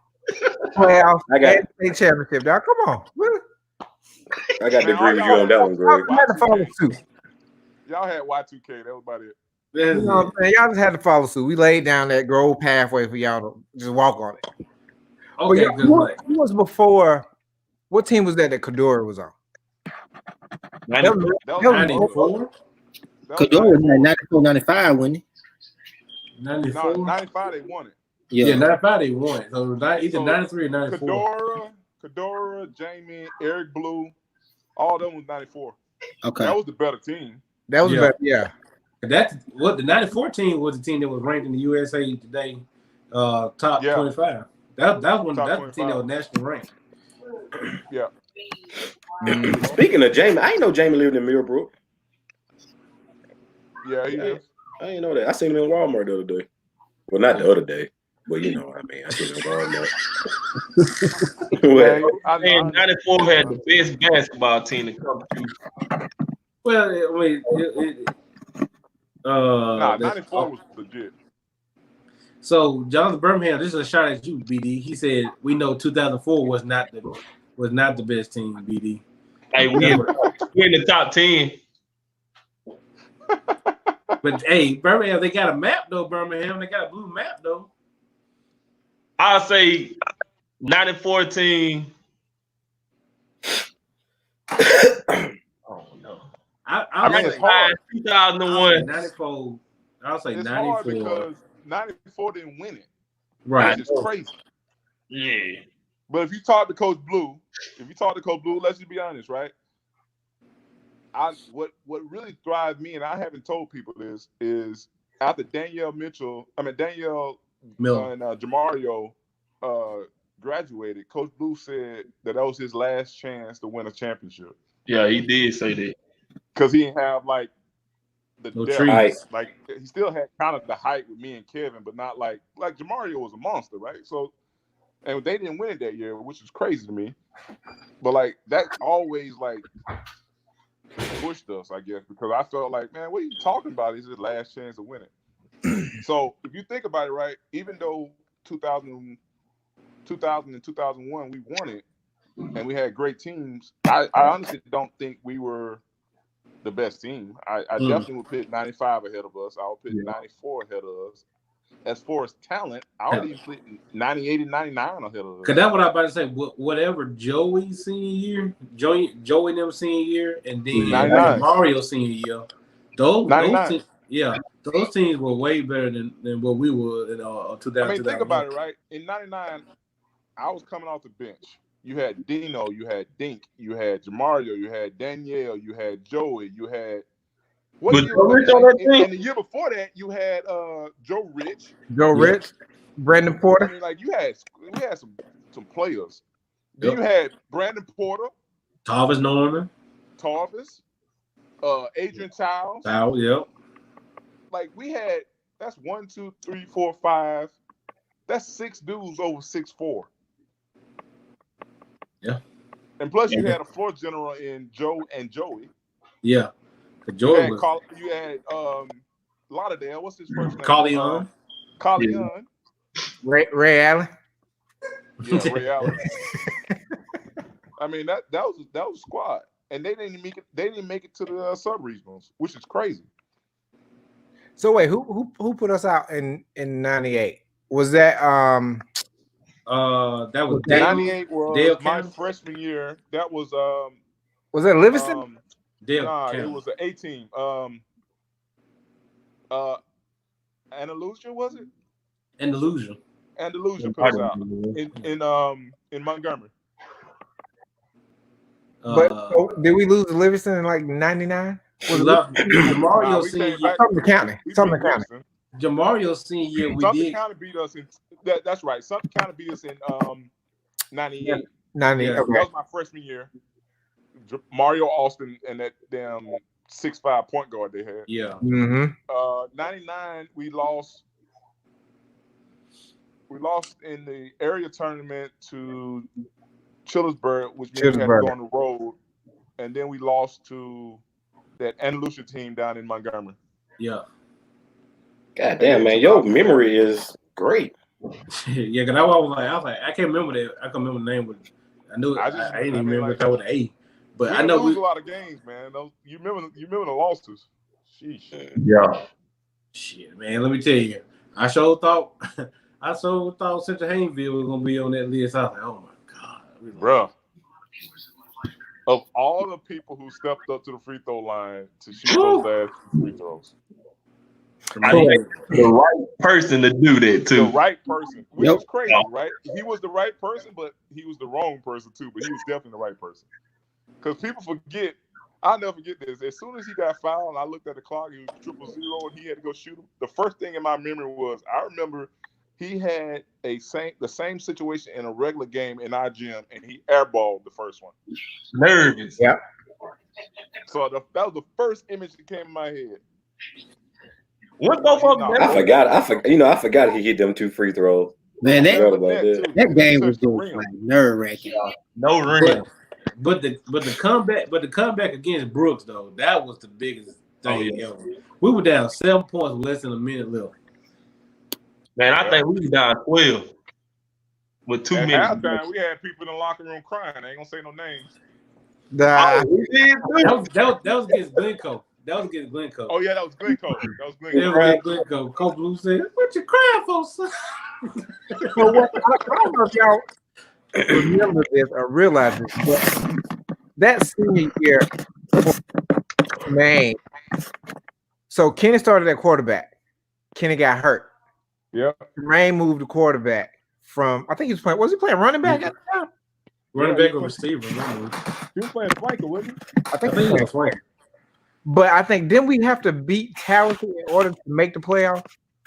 If my memory serves me correctly. I thought it was Central. I thought it was Todd Bates them. I can't remember the name of that team. That year we went 5 and 5 in the regular season. Checking your temperature, Jermaine. Got to, boy. I got me scared out here.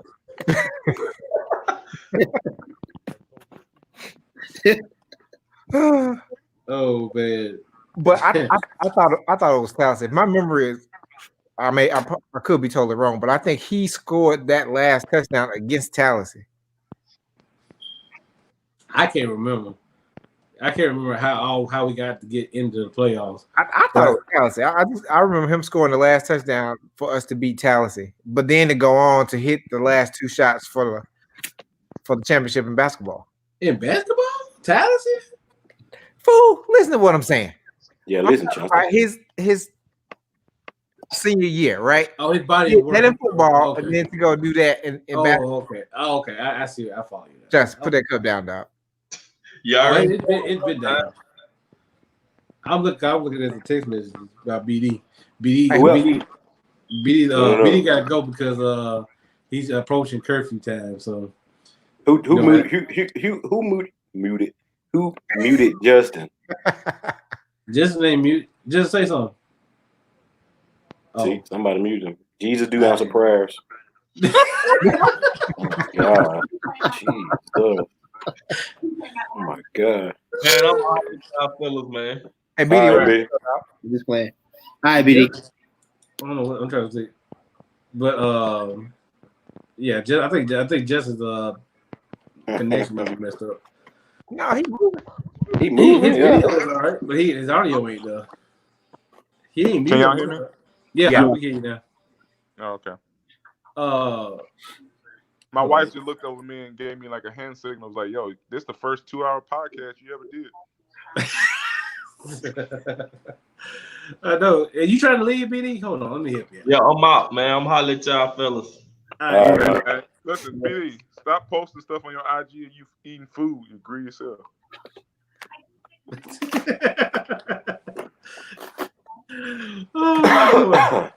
But I guarantee you for the night over with BD gonna have him warming up a plate or something. Somebody plate. Oh man. So yeah, we are approaching 2 hours. I told the fellas we gotta keep these podcasts on an hour and 30, but hey, we got to talk about Coosa County and all the memories that we had. So do y'all have anything else? Y'all have anything, any final thoughts or anything? Say thank you to Justin for coming on. Of course. I appreciate the invite. Yeah. Thank you, Steve. Yeah. Really? Appreciate it. I got you. My man. Look, let me tell y'all. I told Justin when we first started doing this, I said, "Hey, you want to be a guest on the podcast?" And he was like, he said, nah. He said, "Y'all ain't talking about nothing." I said, "Well, we need to set the foundation." Justin's lying. Okay.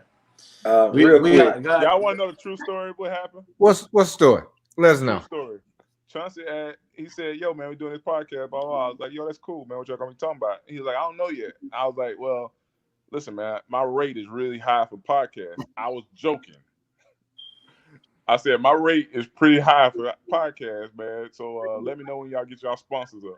Let me get off this motherfucker right now because you talking about money. Listen, man, that was a joke. Obviously, man, I'm 22. I'm from Coosa, man. I do it. I try to do whatever I can for my boys. So that was a joke. I ain't heard nothing since from Chauncey. Nothing. So that was on you, Chauncey. Yeah. Until yesterday, is that right? Not right, Chauncey? Is that not true? That is somewhat true, but that's not what I asked you. You be on the podcast, so you still said nah. So Chauncey gonna wait until I've been in quarantine for 4 weeks. They ain't got no haircut, so Jermaine can talk about my haircut. It's Jermaine, not Tremaine. Thank you. Boy, I'm country, boy. You heard me say the J. Hey, real quick, raise your hand if you follow me on Instagram. Raise your hand. Raise your hand. No? Okay. I told you I don't like you. You didn't hear me tell you. That's like that Steve Maxwell coming to practice when Coach Blue told him not to come. I told you I didn't like you.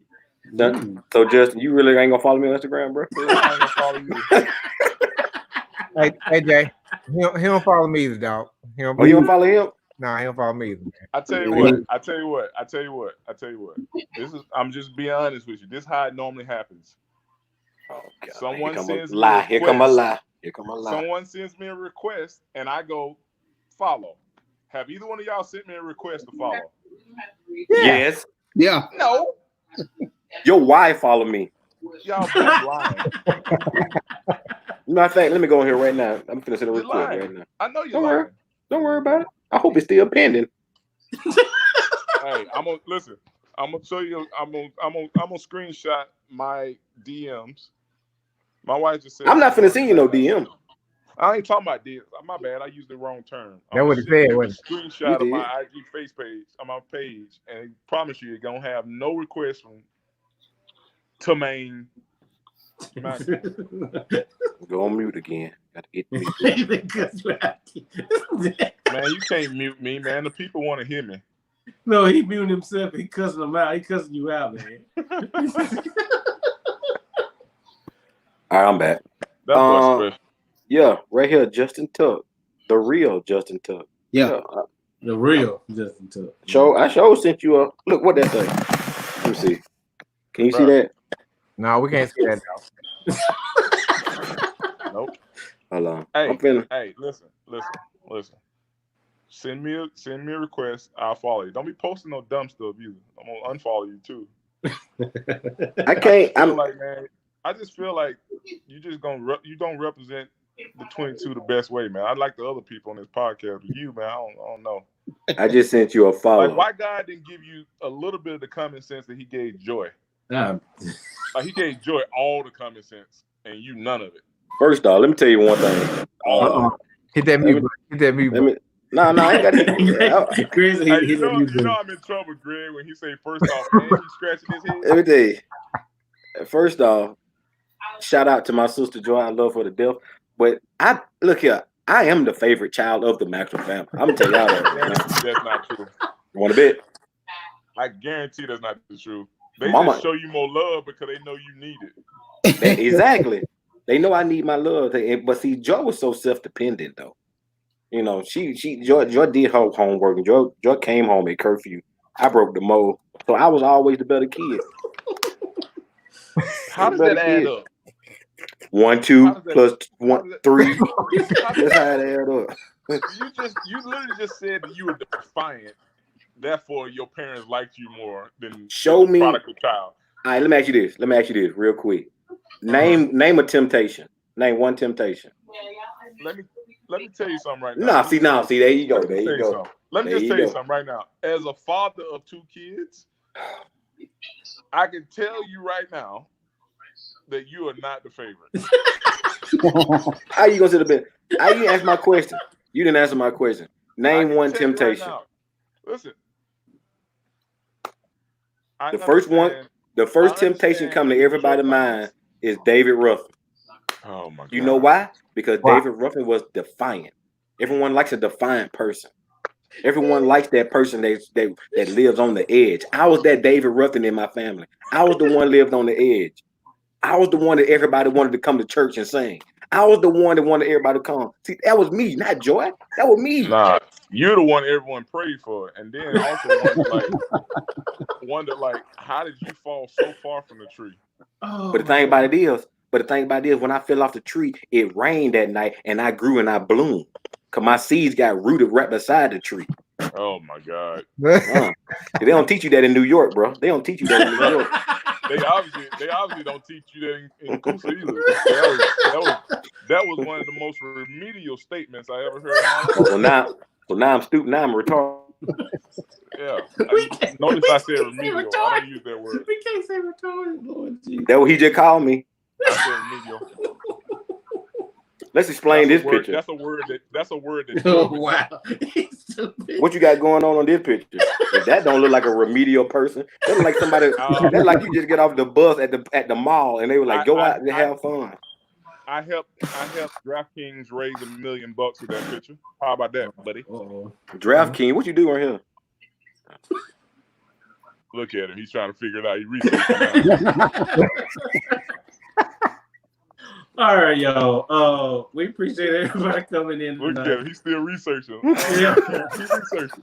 Hey, he about to call you in a minute. All right. We appreciate everybody coming out, tuning in. Justin, thank you once again for our number 6 guest of all time. We appreciate it.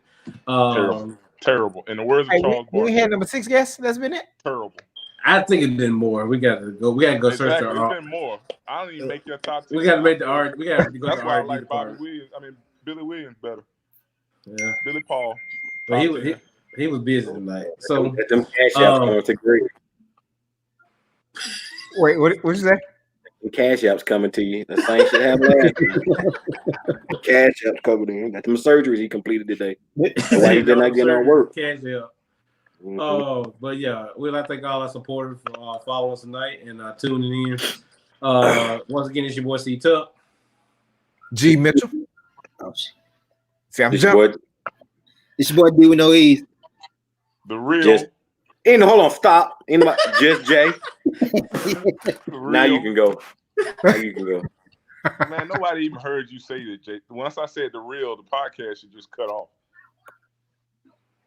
Johnson, make sure you do the editing right. All right, Ed, I got you. And again, we appreciate everybody, and we're out. Everybody stay on, and we'll